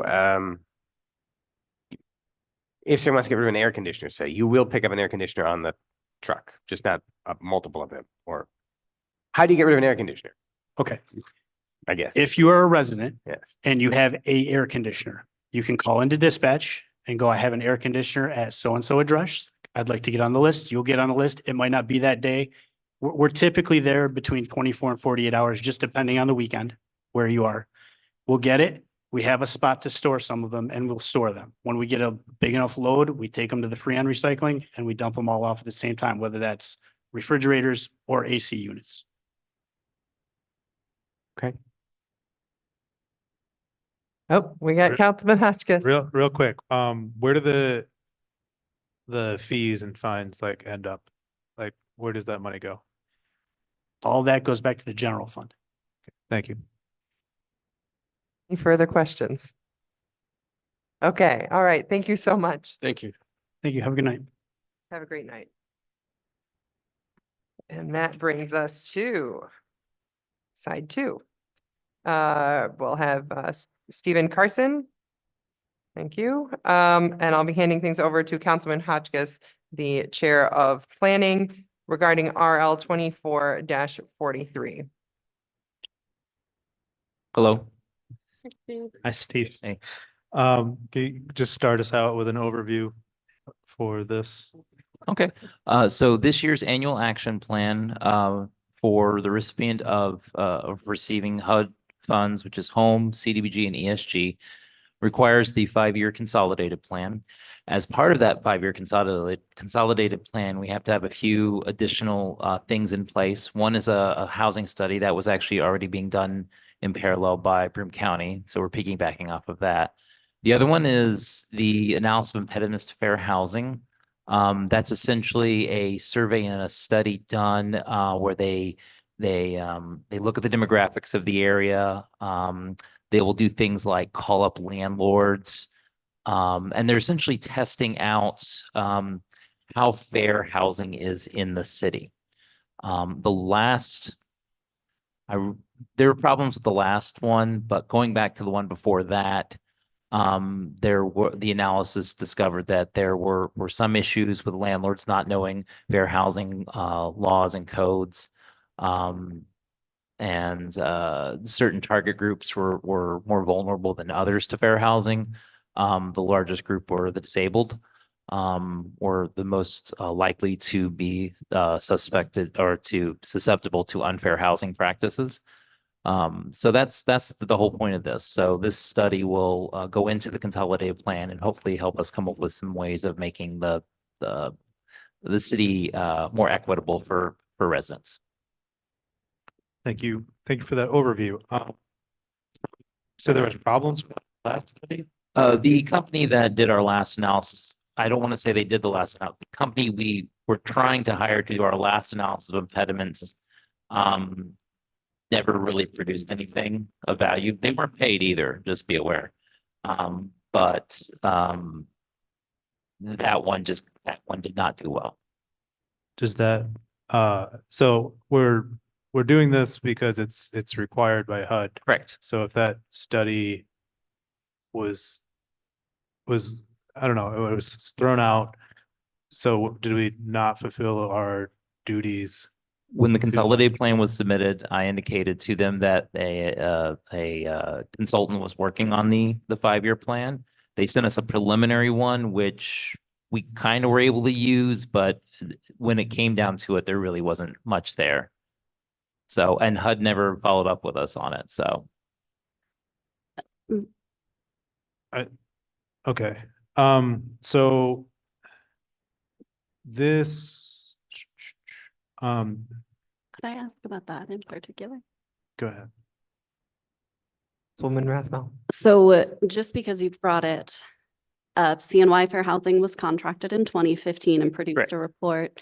They were also contracted in 2020. That analysis was not published, Correct. not made available for public review. Correct, because they didn't do it. Well, so that's interesting. I've seen the unpublished report, and while the format is certainly similar, there's updated data as well as new qualitative input from city residents. In fact, at least twice within that report, it notes that any areas that may be repetitive, which I believe are the issues you're referring to, are so because the city had not made progress in addressing the highlighted issues from the 2015 report. So the final sentence of the conclusion actually emphasizes that if the city does not show a stronger commitment to fair housing, the problems identified in the 2020 analysis will not improve, much the same as they have not improved since 2015. So very specifically, my question would be, are we pursuing a contract with an entity that, as far as I can tell, and you've not gotten to Chrysalis yet, but as far as I can tell, has little experience in fair housing, in order to avoid having to respond effectively to the recommendations that were previously outlined by an entity with decades of fair housing expertise? So CNY Fair Housing, the last submittal to us had no new data. So what you're telling me is absolutely completely brand new to me.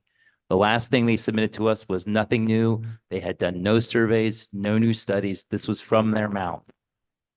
Told us, and we said, we cannot pay you unless you do these studies and this analysis. Last thing we have via emails with them is that they haven't done anything. They also haven't submitted any billing because they haven't done anything to show us.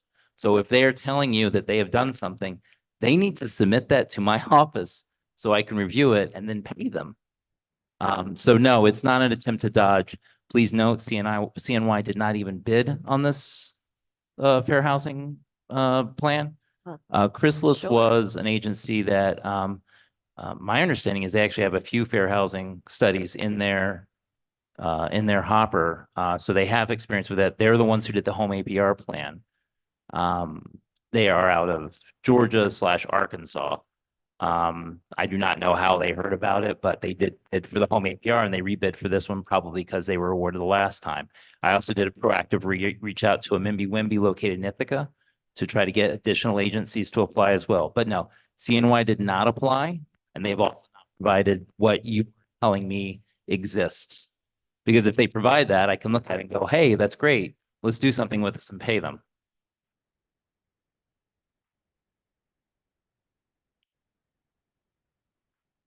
Any further questions? So was Chrysalis the Councilman only Hotchkiss. group that responded to the RFP? Correct. Okay. And I guess how does how do these, the fair housing analysis, how does that like inform the HUD consolidated plan and like, how do we? Well, it how do you helps us decide- determine priorities and goals. It helps us look at housing in a more overarching kind of view of the city. One of the things it can also do is impact the city's own fair housing practices. The 2015, so that was a while ago, they did have some recommendations. I cannot remember all the recommendations then. These were presented to the city council. City council had an option to act upon. I do not know what city did with those actions. So again, once we have it, I can again present this to city council. City council have the option to act on the. Some of them, well, actually, a lot of them are city code or charter issues that city council can implement, and it's up to them. So I can bring this up. When we do get it, I can make a presentation, of course. Thank you. Anybody else have any questions? Oh, this is going to be a long meeting, but Steve, Yeah. Councilman Kavanaugh. yeah, sorry. This is a part of the consolidated plan. Correct. Could you just give me a 30-second overview of the consolidated plan and what parts need to go in there and how often we do this? So the consolidated plan is done every 5 years. The annual action plan is done annually. The consolidated plan is essentially a big annual action plan. We do an annual action plan along with the consolidated plan. The consolidated plan gets a little bit more in depth, the various studies that are involved with it, but also you set out goals, you set out targets for what you want to achieve with the next 5 years.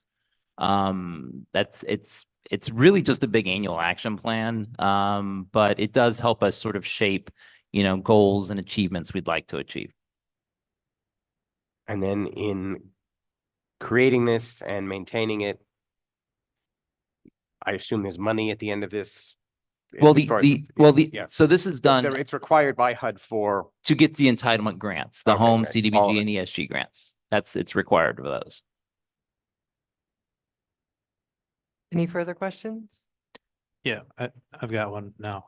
So when we develop this plan that informs or should inform our decision making, does HUD follow up and be like 5 years from now, did you do your plan? We do a CAPER every year, which is the Consolidated Annual Performance Review, which does go into that. They generally don't do a 5-year consolidated plan review. At least I've not encountered a situation like that. They're more than welcome to it, but I think it's just done as part of, you've gotten 5 CAPERs out and we'll look at those in totality. But I've never had an actual request from HUD for a 5-year report.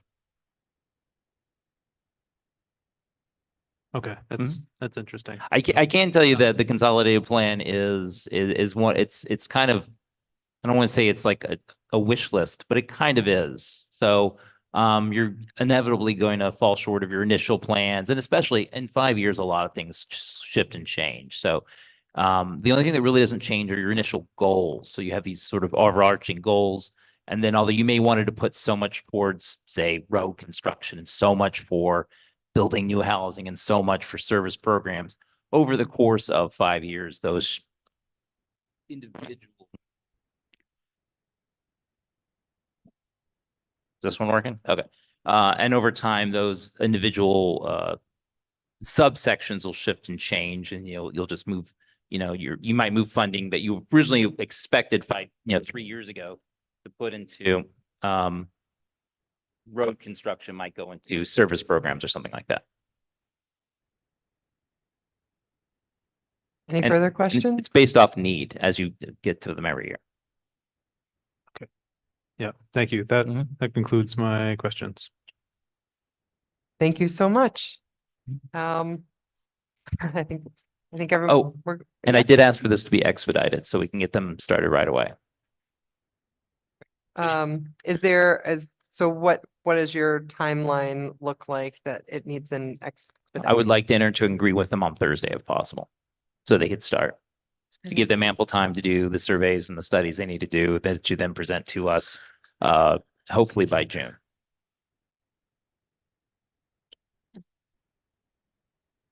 I guess we'll work on, yeah, we'll see if it gets signed out and Yeah. people are comfortable expediting. Okay, thank you. No. Thank you. Now we call up Dr. Burling and for RL 24-38. Is it going to go back to Councilwoman Middleton? You want to introduce this one? Oh, yeah, sure. I'm sorry. So Councilman Middleton filling in for Councilman Dundon, who is our Chair of Public Works. Okay.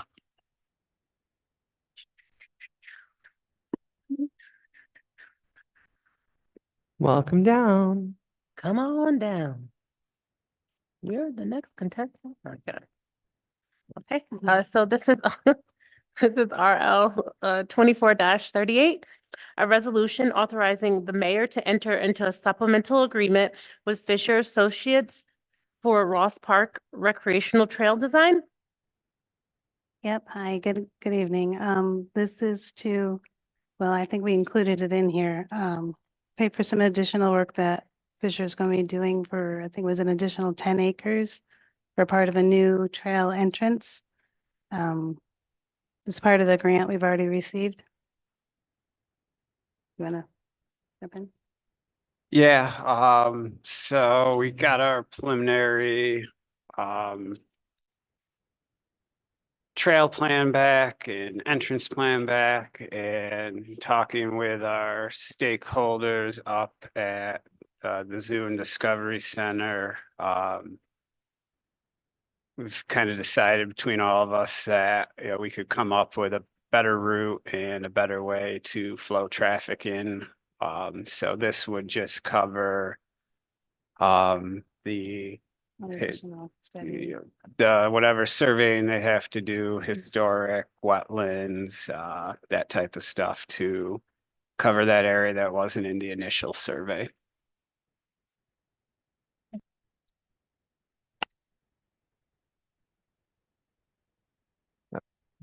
Councilwoman Middleton, do you have any questions? Oh, no. Okay. Anyone else with questions? Councilman Kavanaugh? Sure. We weren't around for the original approval of this project and stuff, but we have $250,000 worth of surveying that was done, and now we need $87,000 more worth of surveying done because we couldn't agree where the trail should be in the first place. And the zoo is 150 years old almost, and we haven't already surveyed every square inch of the place. Unfortunately, there's a first for everything, just with the size of just the amount of footage that the trail's covering. We did obviously do preliminary work with the Zoo and Discovery Center. We thought we had it right. They did not like it, and you know, as they're our main tenants and stakeholders there, we did agree on kind of some ease of access where we reroute the trail. So where this chunk of trail is going, previously has not in the past had a trail. We were aligned with what's in the park already. But to your greater question, no, there's not been a full survey of Ross Park done in the modern times, I would say. Our original deed says the park is 99 acres. You know, modern surveying now lets us know it's 66 acres. So, you know, that's a pretty big difference. Yeah. So that's how far off our deed from 1875 is. And this is still, how does this extra cost impact the overall budget of the project? And Oh, it doesn't. We had actually 2 grants awarded for this. The first one was from Department of Transportation for 250,000. The second one is for 500,000, mostly for the construction aspect of it. So we're still within those terms. It's just, this was additional acreage that hadn't been included. Part of the change was to move the trail away from the zoo's sheds.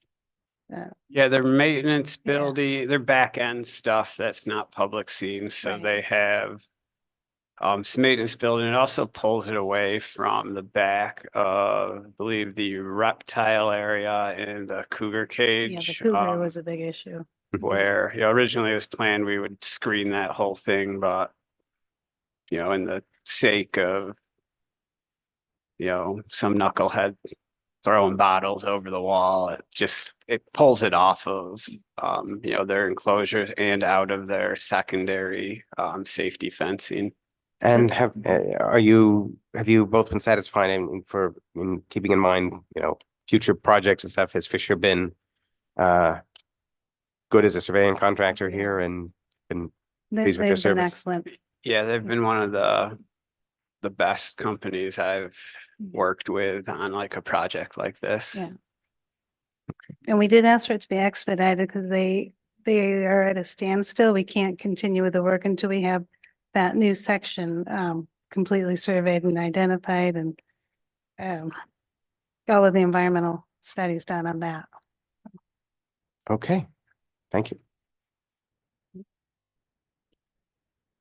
I guess, I do have one kind of follow-up. So, because you were talking about the budget and the two grants, but Wednesday, we're gonna be voting on the bond, which is a significant amount of money for this project, no? Or am I a little bit? So the bond on Wednesday, I don't know on the top of my head, it's our match portion of these Right. grants, which is like 187. 187,000 for grant 1 and 2.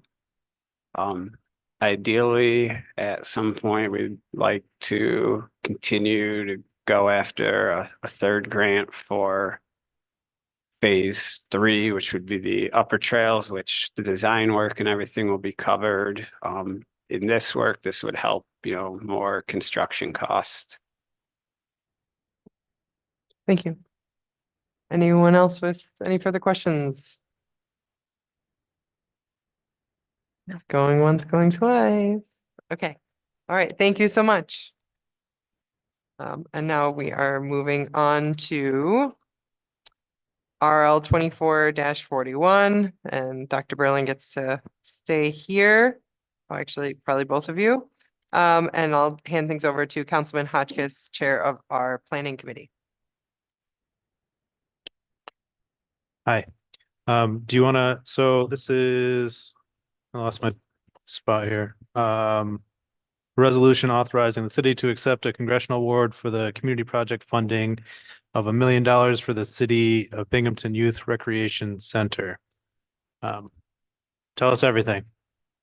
I'll start with saying this would be the biggest project in probably the history of the city towards the recreation department and youth services for what we can provide. So it's $1 million from Senator Chuck Schumer. It's going to allow us to purchase the St. Mary's Recreation Center it's on Columbus Park East is the actual address. So it's a gym, community room, commercial kitchen, 4 classrooms, bathrooms, locker rooms, etc. Just some background history on this. We've been actively pursuing this project for about 6 years. When we first started, we went around to just about every building in the city trying to find that existed that met our needs. We actually toured St. Mary's. At that time, they decided it was not the right time for them to depart with the building. We actually went through a process where we designed our own building that would be put in Columbus Park. That got all the way through the design phase and went to bid, and COVID hit, prices soared, and we ended up several $1 million short of where we needed to be for new construction. And recently this came back up that St. Mary's was interested in parting ways with their building.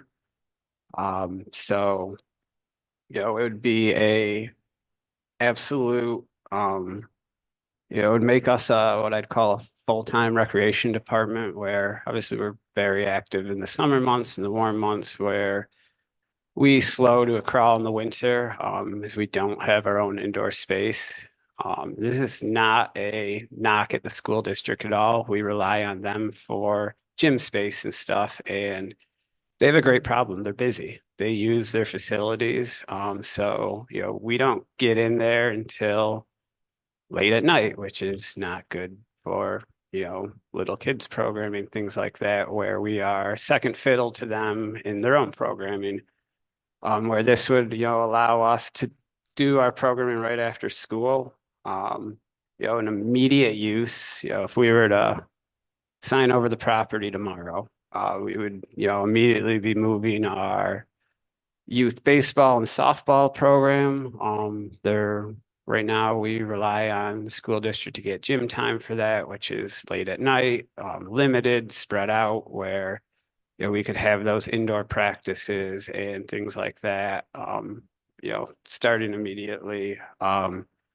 For the summer, it would allow us to consolidate our summer fun programs into one location with, actual classroom space, real facilities where, right now we're in cool locker rooms that we've converted, places that, we make it work, but it's not really what, our kids deserve. They deserve a building that was designed for this type of stuff. So it would be an immediate impact. It would also really help us to just be one central home location for people. So obviously we have our online signups, but everyone's not available online. It's one location, you know where to go. All the programming is going to be there. So, one night you're not going to be at Roosevelt School, the next night MacArthur, 2 weeks from there, then you're at Horseman. So it's going to be, consistent place where we'll be located. Some of the budget is, the purchase price for the building is $500,000. We're going to use the other $500,000 available. Got about $200,000 in HVAC upgrades, $10,000 for some minor electrical stuff where, we want to replace some plugs, redo some boxes. $20,000 put aside for exterior masonry work. It's got some minor spalling and little things. We do want to replace all the windows in the building with energy efficient and, fire escape available windows. So that's about $90,000.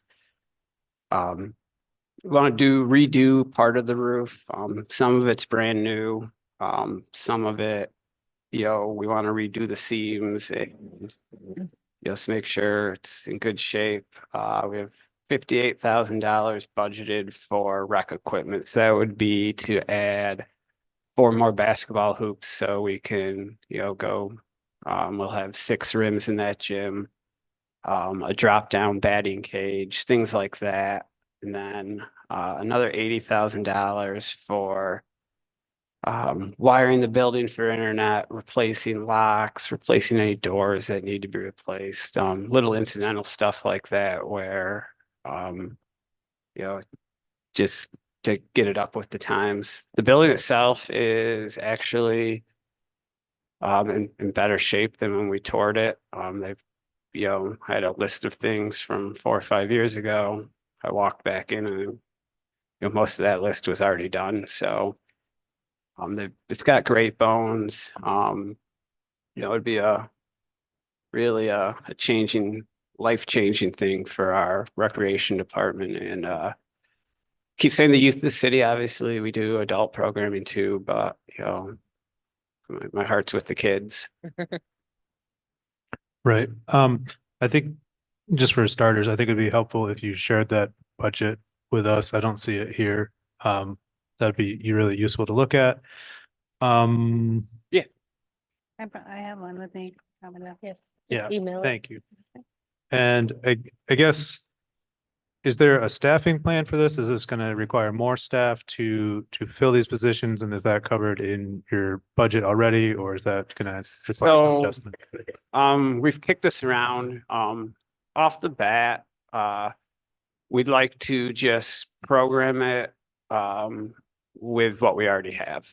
Want to get a feel for the building, a feel for how it's working before we develop a, full-time staff plan. So kind of our thought was we take the keys to the building this year, we'll immediately move our already existing program in there, start getting a feel for it.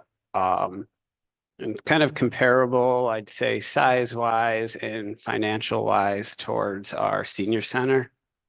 Actually very comparable. And the total operating budget over there is $154,986 for the year. So, that's what we're looking at a maximum long-term, outlay, $186,000.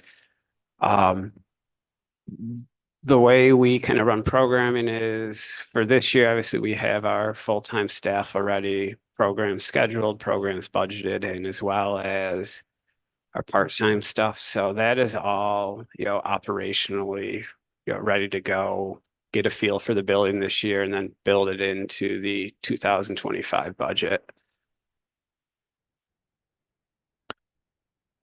Do you have a feel for, well, I know you just described that you're going to get a feel for the building by being there, but are you open to working with other like youth providers that aren't necessarily just the city of Binghamton? Are you like working with other nonprofits in the space?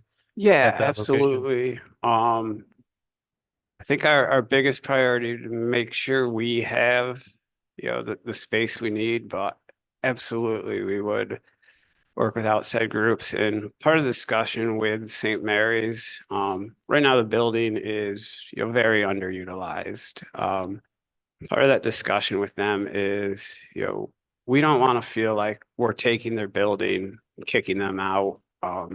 So that'd be a group we would work with so they could continue to host their bazaar. The Samaritan House, which is right behind the property, uses the building for their clothing drive and some other things where, we want to be good partners and, good stewards of the building and, the community and other service providers.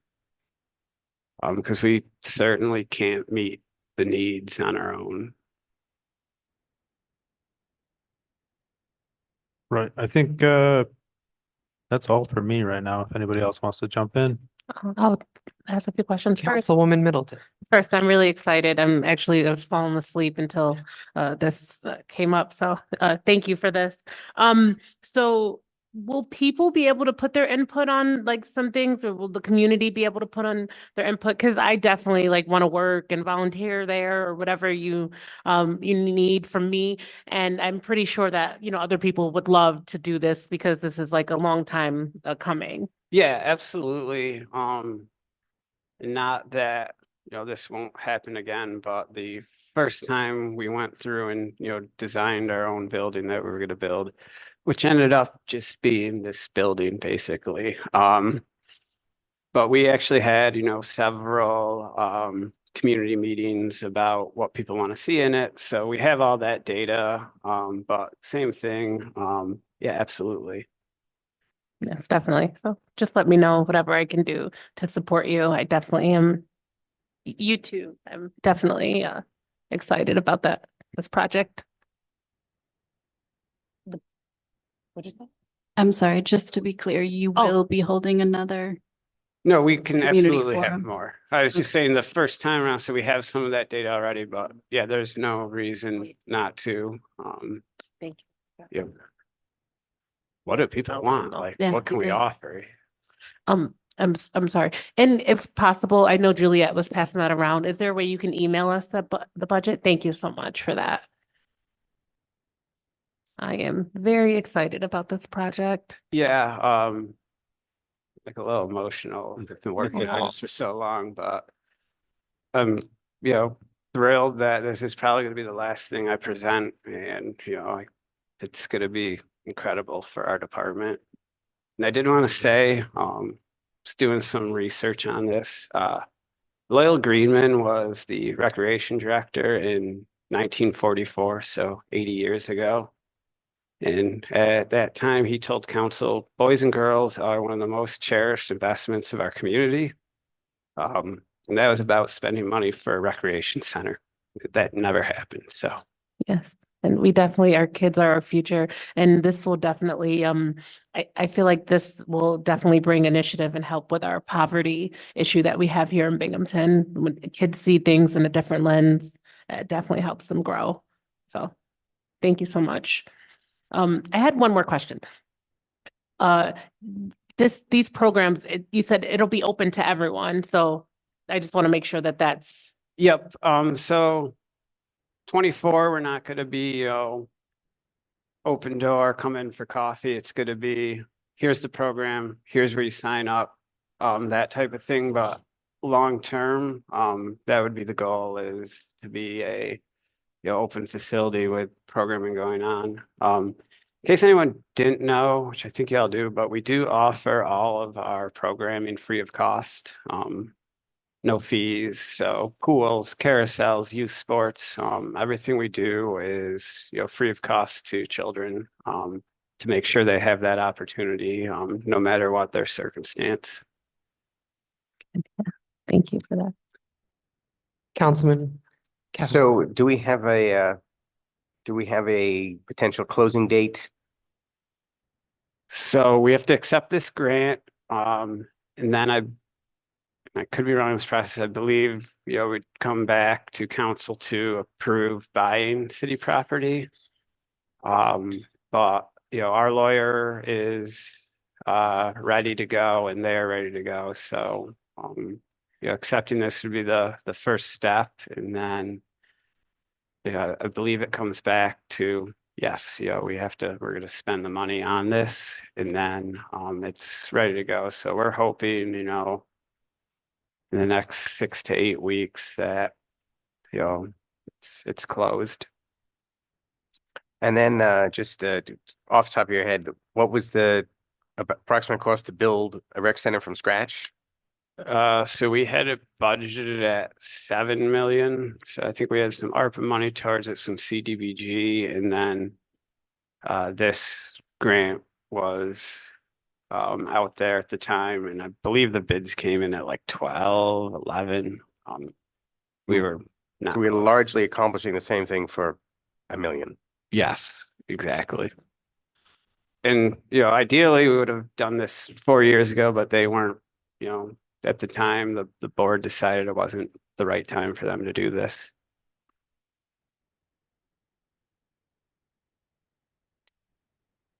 I don't know if my memory is serving me correctly, but I think there was at one point, Donna Lapardo was also announcing like youth funding. Is that inaccurate?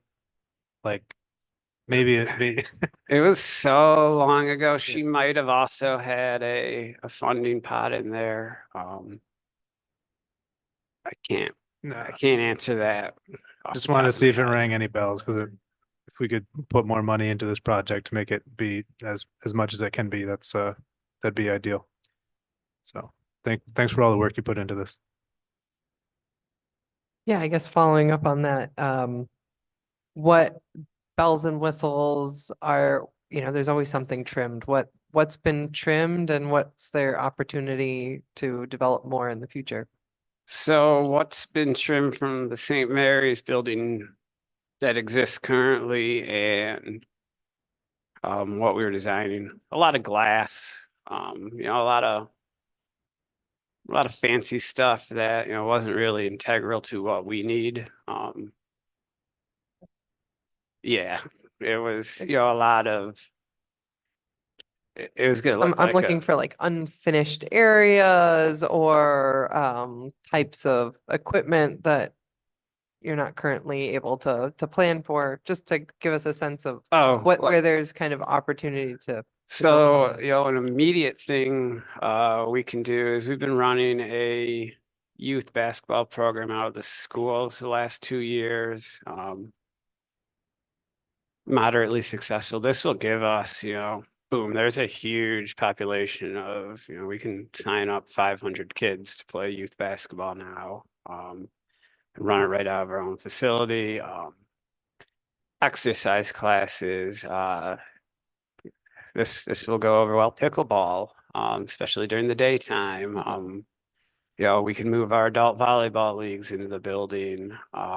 It's pretty much unlimited potential. And on my computer, I'll get the stuff to Nick, but I have a list of 500 programs that you could run, and kind of all of these different things that we don't currently hit that, having our own space to program will make that available.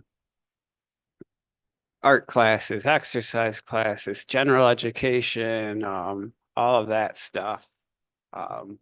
So right down my core activities, there would be youth and adult sports, educational opportunities, life skills, exercise and well-being classes, recreation programming that is not sports-based, and then community space would be our kind of 6 core tenants that we'd like to use that for.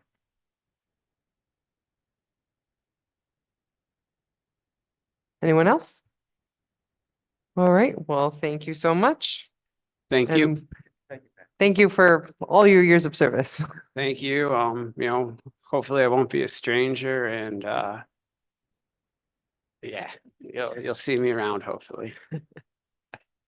Thank you again.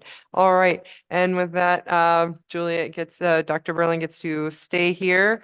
And I'll be handing things over to Councilman Kavanaugh, Chair of Finance for RL 24-45. Do you have any interest in taking like a 5-minute adjournment? Because we've been here for, Yeah, do we need a bio break? yes. Okay, a motion for, do we, motion? How much? Motion for a bio break? This will be Motion to take 5. very quick. Well, wait, I think, is she okay with that? 'Cause Yeah, we wait, do maybe have we'll to go. finish up with Dr. Burling and then, yeah, because this is her last one. Yeah, and then- yeah, yeah. Is that okay? I want to make Yes, sure, that's- I want to make sure Yep. you're okay with that. If you're I- okay, just going straight through, this will Yeah, be. please, okay. yeah, I want to go home too. Alright. So we have a contract with CNS engineers to help us with our climate action plan. And I'm just requesting a supplemental for $10,000 to complete it. We spent more time on the greenhouse gas inventory than had been estimated. It was kind of hard to find some of the community data. And we're at the final stage. We've got comments back from the planning commission that I'm incorporating. But every time I do that, it changes the format, and then we added new pictures. So this will help us to just complete the whole document and get it ready to adopt. So Okay, my first question is, I don't see a budget transfer sheet in here. There's no funding sheet in what we got. we already have the funding in place.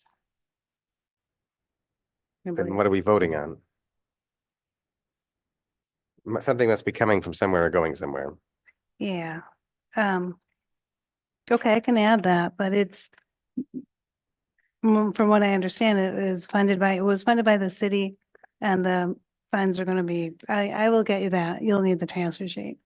Right, because I think we have no idea what money's coming from where or going from where. You're just asking for money. Yeah, I apologize. Yeah.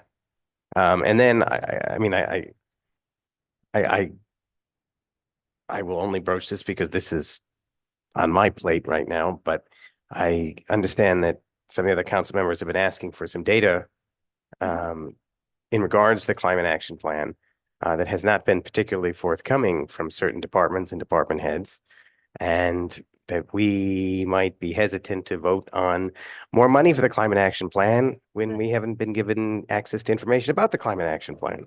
But I sent the We summary received some of data. the clients, some summary information. We have not had access to things like the fuel logs or any of the things that roll up. Well, we have it all. I would say so if we Dr. can- Rowling did send some items, but not the full list of what we've requested. Okay, I mean, I wasn't the one asking for that data, so I'm just throwing it out there because I didn't hear back. I thought you were okay with the summary data, but we have the rest of it I can send. That would be wonderful. Thank you. Okay, you got it. Okay. So yeah, so please, let's figure out where we're getting the money from, and then, if people's questions and data questions are being answered, then that's lovely. You got it. And I'm out of questions. Okay, and as soon as we get this final draft, we're gonna bring it for review from city council. We have to have planning commission recommend either approval or denial, so that'll be coming to you shortly. Also, What's the extra $50 for? They couldn't settle for 10,000? I I don't know. She gave us a list of it and that was their final. It just said 1050 is what they needed to complete the work. But they've been a wonderful group to work with. So, Anyone else with questions? Nope. All right. Thank you so much. and I'll get you the additional data and Fabulous. include the transfer sheet Yes. and that'd then be great. it'll come back later or, okay. Great. Thank you. And And yeah, I think you can, yeah, just provide that information. okay, And yeah, yep. Yeah, you got it. If we have more questions, once we see that, we could put you on the agenda again for a work session if Okay. needed. That sounds good. Thank you. Thank you. All right, and with that, is there a motion to take a bio break? Motion to take a 5-minute. Can we? Oh. No, I'm sorry. I just really want to get done. I know that like you guys want to take a break, but I need to get home to my daughters. So. Yeah, no, that's fine. The time is near. So it's fine, but I just gotta go. and So I'm there on- was a motion made and there was a second. Okay, that's fine. So, do we take a That's vote? fine. Yeah, that's fine. Well, we have to take a vote on Yeah, the motion, yes? Yeah, yes, that's fine. Okay. I want to go home. Okay. Aye. Aye. Say aye. All opposed? All right, thank you. We'll take a 5-minute bio break.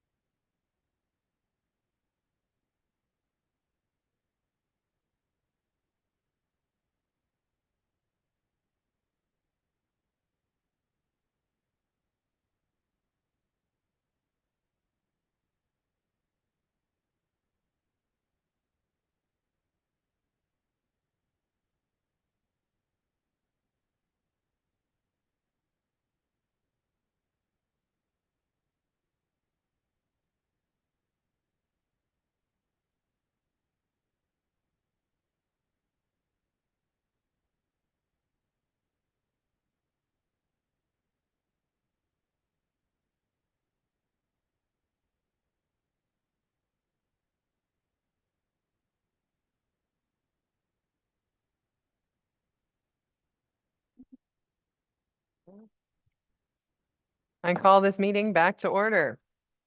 All right, and we have, where are we at now?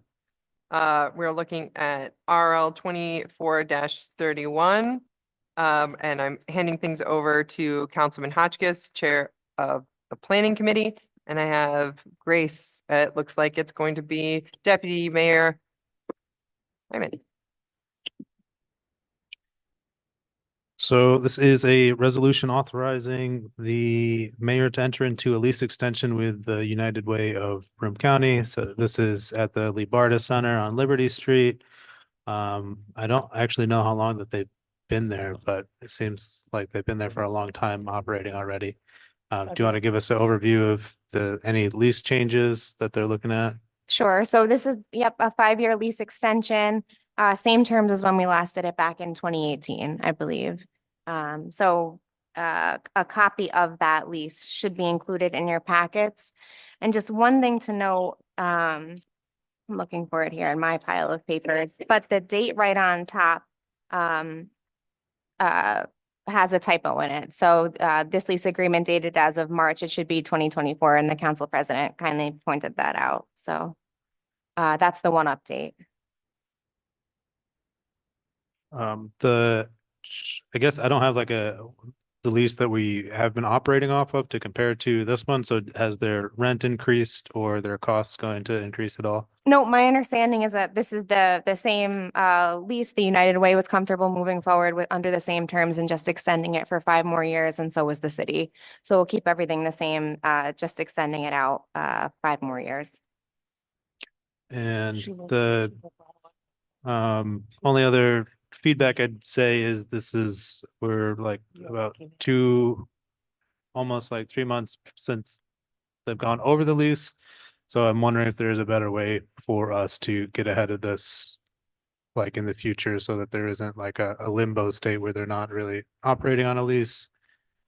Sure. So they reached out, the United Way reached out to us at the end of last year. The former corporation council advised that since a new city council was coming in, and the terms weren't changing, may as well just kick it over to you guys so you could review it.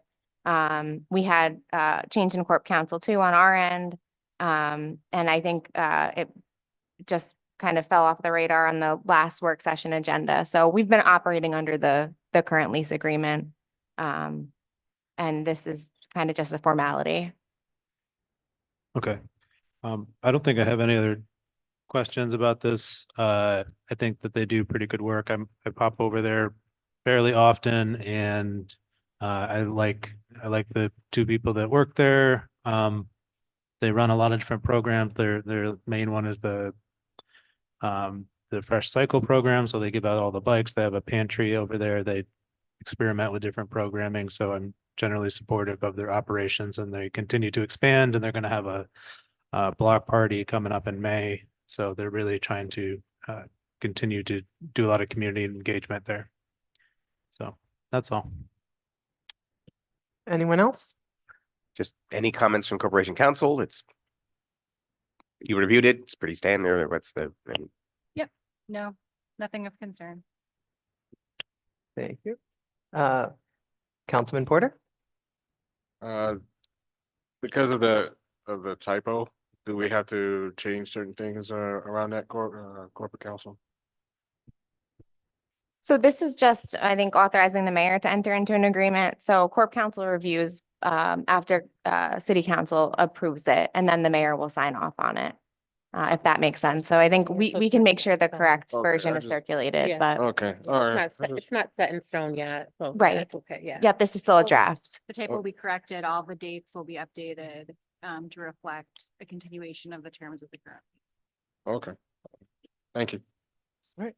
Anyone else? All right.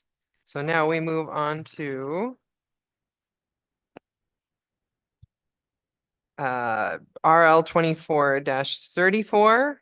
And again, this will be Councilman Hotchkiss leading as Chair of Planning, and we have the same presenter. Okay, so this is, just a bunch of ordinances to rescind the previous resolutions and ordinances associated with the Water Street Development Corporation. So that the housing project isn't going forward, so all of these legislation associated with it are being pulled back. Do you have anything more to add on that? No, that's the right summary. So this is basically just tying up loose ends, where these 5 pieces of legislation are no longer applicable. So There's some conversations that are like this, the housing project might come back in, I don't know, in the future. And in which case there may or may not be a need for something similar to the Water Street Development Corporation or an entity like that. We're just gonna kill it to kind of like rebuild it like a few in the future? So Is right that- now it's proceeding just as the parking ramp, but the mayor, I believe, has publicly stated that it's being built so that housing can can be added to it in the future. This is just sort of since the project has been transferred back to the city, this is just sort of clearing up the legislation that's out there that's no longer relevant or applicable now that the city owns has control of the project again. Right, so in the future, if there is a housing development that goes on it, is there going to be a necessary local development corporation that's like specific to that, where there's the public-private partnership that has to be like remade as like a legal entity? I'm not sure, to be honest, if we would proceed with a local development corporation again. The corporation is still active right now. I know it's sort of winding down, and they met to tie up some loose ends on their end last week, I believe. But for the time being, since this is back in the city's control, it's kind of just a housekeeping measure at this point to rescind. Okay, I don't have any further questions right now. Anyone else? Councilman Kavanaugh? So were any of these various authorizations and grants of authority, was there any action taken under these authorizations? Any agreements entered into or whatever that we're now canceling? And the Corporation Council, is it now, it's normal, we would rescind something like this rather than just leaving it hang out there? I mean, Yeah, so there are some authorizations out there to the Water Street Development Corporation and some transfers that need to come back to the city to protect from liability. Anybody potentially acting outside the scope of authority, anything like that. Like, not that we're concerned that can happen, but I think on the city's end, because we've taken back the project, we have a responsibility, fiscally and a fiduciary duty to make sure that all loose ends are tied up. so like the actual property was never transferred, correct? That never actually happened? These are a series of authorizations and For all of that, but they never implemented. Yeah. No, the project is with the Well, city. This is just referring to certain authorizations and fund transfers.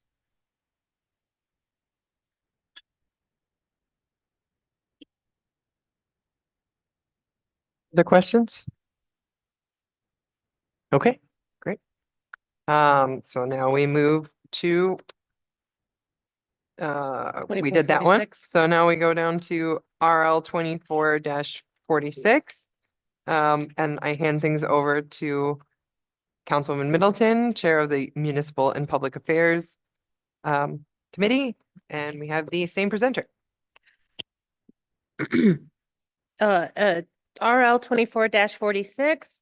It's an ordinance to amend the 2024 budget to allocate American Rescue Plan Act ARPA funds to support building upgrades to 86 Walnut for the Salvation Army's new commercial kitchen equipment and furnishing to support its community program. That's correct. Yes. So RL 24-46 and 47, the one immediately following, are related. Obviously, so together they're to allocate ARPA funds to enter into an agreement with the Salvation Army. As council did, this is to support the Salvation Army's community meals program, and specifically to support the installation of a commercial kitchen at its new location on Walnut Street. I just had a question. So of course I'm for this, but do they already have something like this already in this area, in that area? Are you aware, like, if they have anything? Because I know they have Noma, where they have like other places, but do they have any other community, things? The reason why I'm asking that is because like we're using ARPA funds for this. Could we possibly, I know that there are a lot of community, meal things. Is it something that's like a necessity? That's all. Sure. Yeah. I appreciate the question. I would say absolutely. Right now, the Salvation Army is located in downtown on Washington Street. And they do a large amount of business there, I guess you could call it. They have a lot of residents that they serve. Their feeling and ours is that this relocation of Walnut Street will move them closer to many of the residents that they serve with this community meals program, the soup kitchen, the food pantry. And the space is also a better fit. Outside of this kitchen, which we're helping fund the installation side of it, the space is more adequate for meeting the needs of the residents that they serve. Okay. And then what's going to happen with the downtown location? I don't know, to be honest. I would have to follow up with the Salvation Army. I don't know if they have a plan for it yet. Okay. One last question. When do we expect the move to happen? So I think that it's moving forward now. They need this allocation of ARPA fund for the commercial kitchen, since that's a central aspect of their operations is the community meals. But they have received approval. My understanding is they've received approval from their sort of overarching nonprofit, and they're ready to proceed.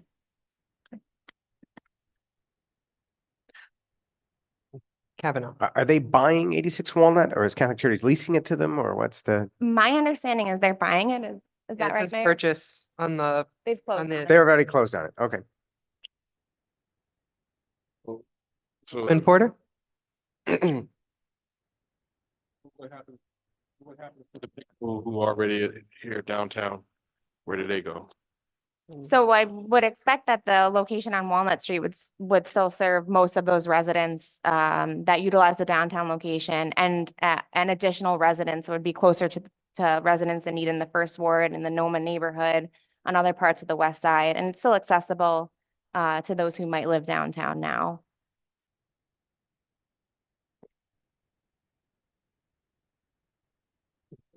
Councilman Hotchkiss? Yeah, I think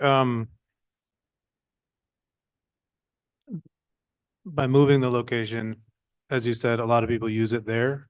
And I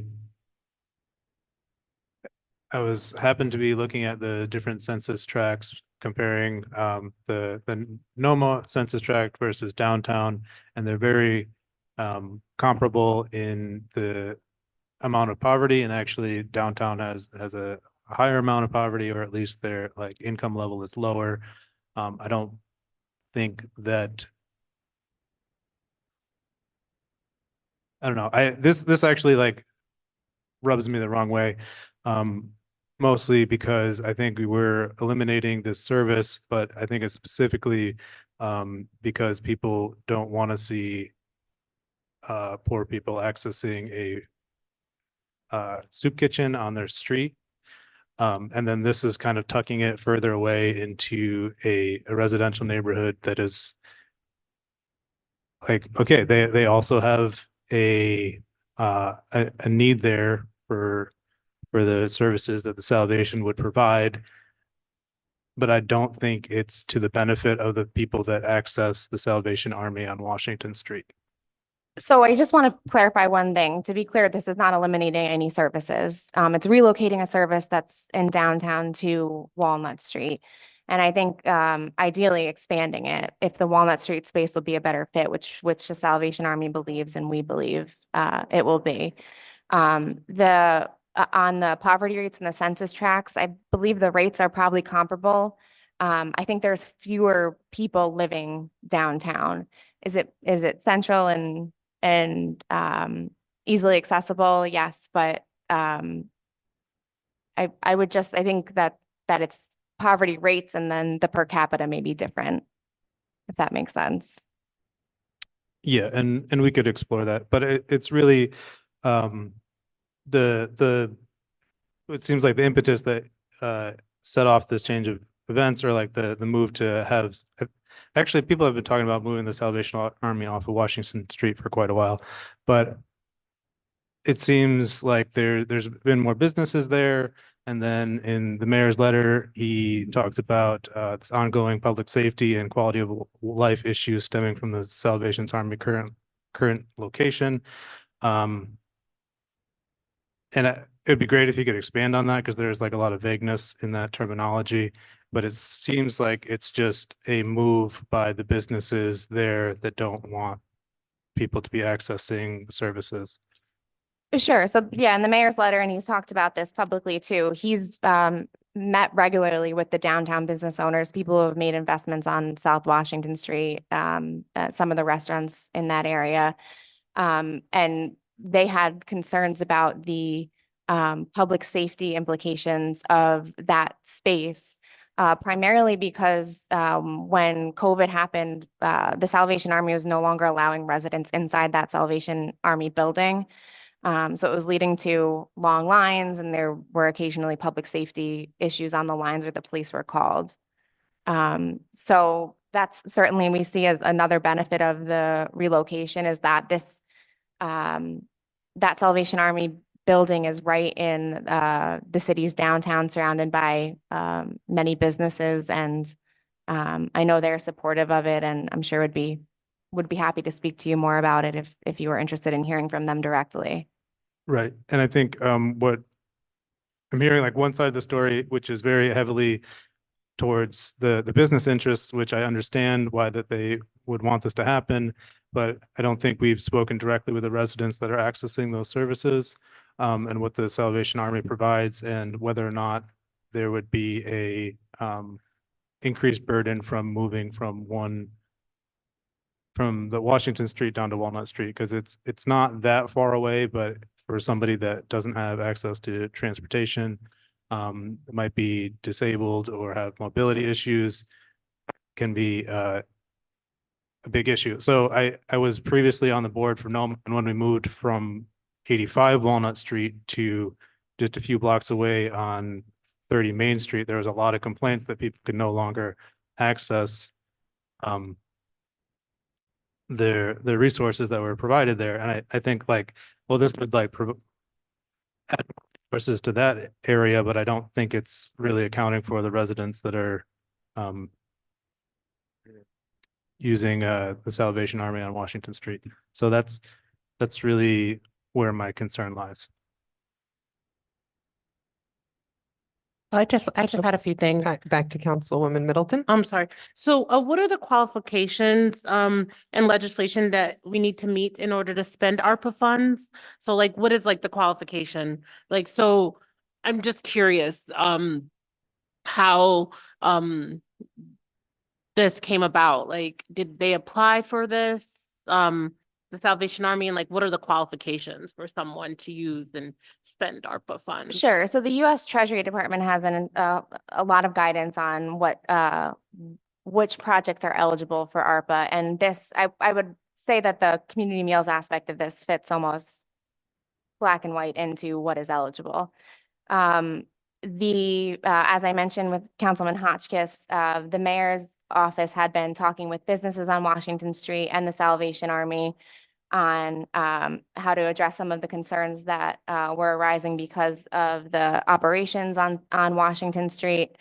So the money, the ARPA allocation from the mayor's office was a solution to help them relocate to Walnut Street. I mean, like, just back to what Nate's saying. So like, I understand like all these things, but to me, it's kind of like, all right, we're pushing it or like hiding it, when like we know that we do have issues in Binghamton. And so like maybe we should come up with some other things or different ideas instead of just throwing ARPA funds at it, when we can find other ways, because even though we're moving it from there, it's still going to be a problem, or there's still going to be problems. And I do understand the aspect of business owners and those things. I understand every side, but I just feel like it's just kind of like, all right, there's a problem, we're just going to fix it, kind of like a parent, you're like, all right, we'll just figure it out. But, I just feel like this is like a short-term solution rather than the long-term. I mean, like, we could probably talk forever about this and, figure out some ways, but, I just feel like this is kind of like, all right, there's a problem. Here's some ARPA funds and you move out of the way. But I may be wrong. No, I think it's important to remember too that it's not just the relocation. This will hopefully be an expansion of services. Okay. So the Salvation Army is telling us that the move in the funding will allow them to better serve the population that they're serving. And it's a bigger space. Yeah, it's a bigger space, I believe, and one that's more fitting to their needs. So in addition to the kitchen, I believe there's like a dining room and there'll still be room for their hygiene pantry and their food pantry. And it's an expansion of services in addition to the move. I guess I'm kind of curious, since obviously based on the letters we received, they actually purchased a building. Was there, like, it kind of sounds like they believed that they were just going to get this money and that they went through purchasing a property without ever having a conversation with city council. These conversations have been ongoing with the mayor's office Yeah. the problems with the businesses have been dating back at least several months, if not over a year. Probably, I should take that back, multiple years now. That we've been talking with the Salvation Army and trying to find a solution that works for them and the businesses downtown.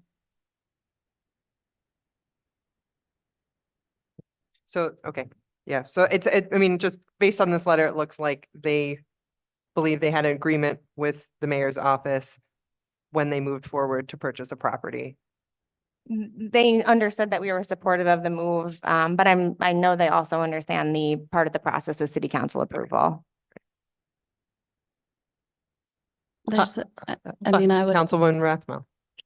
add, I've been to that meal several times and would just confirm that the residents who are accessing the Salvation Army are downtown. They're YMCA residents, they're YWCA residents, they are on Susquehanna, they're in the low-income housing. Like, I hear what you're saying as far as this won't eliminate a service, but the relocation is the significant aspect, particularly for the dozens of folks who attend that breakfast and then go from there to the next community meal for their lunch and then to the next community meal for their dinner. So many households are spending their days simply going from community meal to community meal in an effort to acquire food for themselves and their family. And that relocation is going to be a significant impact on them because none of them have access to sustainable transportation and certainly not personal transportation. That's, I would say, my primary concern, that I would just echo what Nate and Kenya identified as well. Sure. And that's something that we'll continue to work with the Salvation Army on, making sure that they're talking to the residents that they're serving and finding out exactly what the needs are and how we can assist with the move however is needed. And one last thing, is there a way we can tour? Would we be able to tour by any chance, like both The of them? Walnut Street location? Yeah, Sure. either one too. Like, I don't mind. I would want to tour both. Sure. So that would run through the Salvation Army, but we'd be happy to make that connection. Thank you. I just want to see like what they Sure. offer. That's Any further questions? No. Okay, Councilman Porter.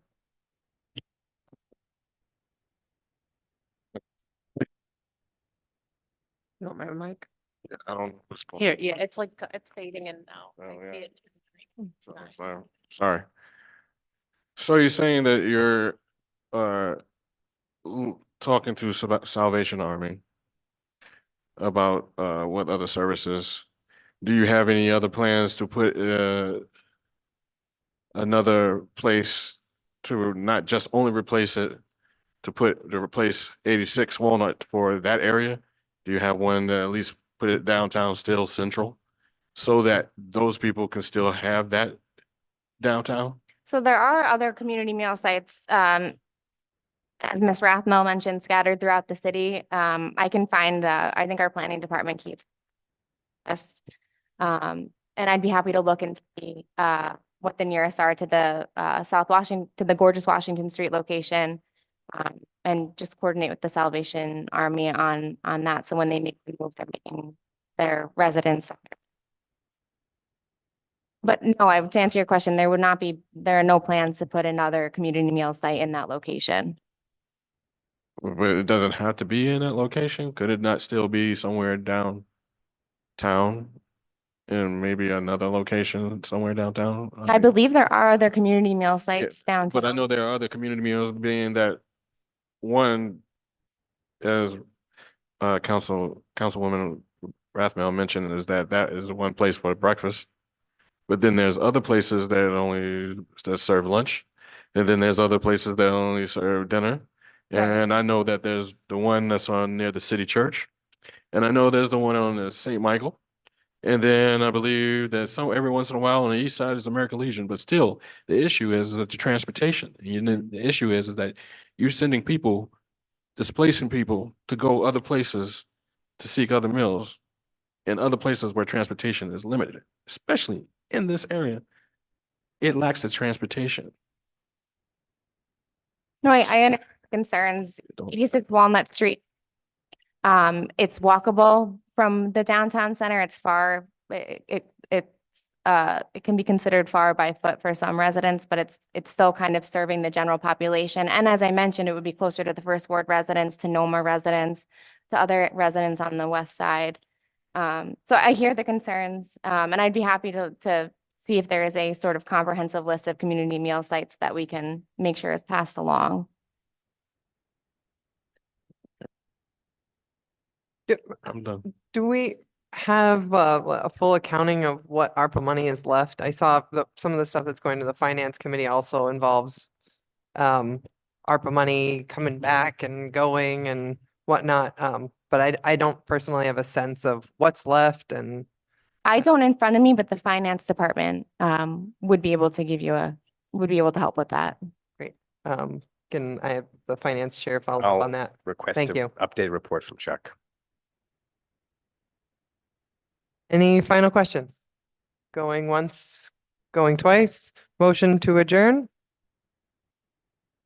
Oh, we have one more? Oh, I sorry. did. Oh, we did them together. Or do we need to say the number so that we formally have introduced it? Megan did say it. Yeah, she did. Yeah. we Okay, get out of here. great. So I'll entertain a motion to adjourn. I second. No, I'm not making the motion. Sorry. I will I'm motion. to entertaining adjourn. it. Motion by Councilman Kavanaugh, I second. seconded by Aye. Councilwoman Middleton. All in favor? Uh, Aye. Any opposed? Great. See you on Wednesday.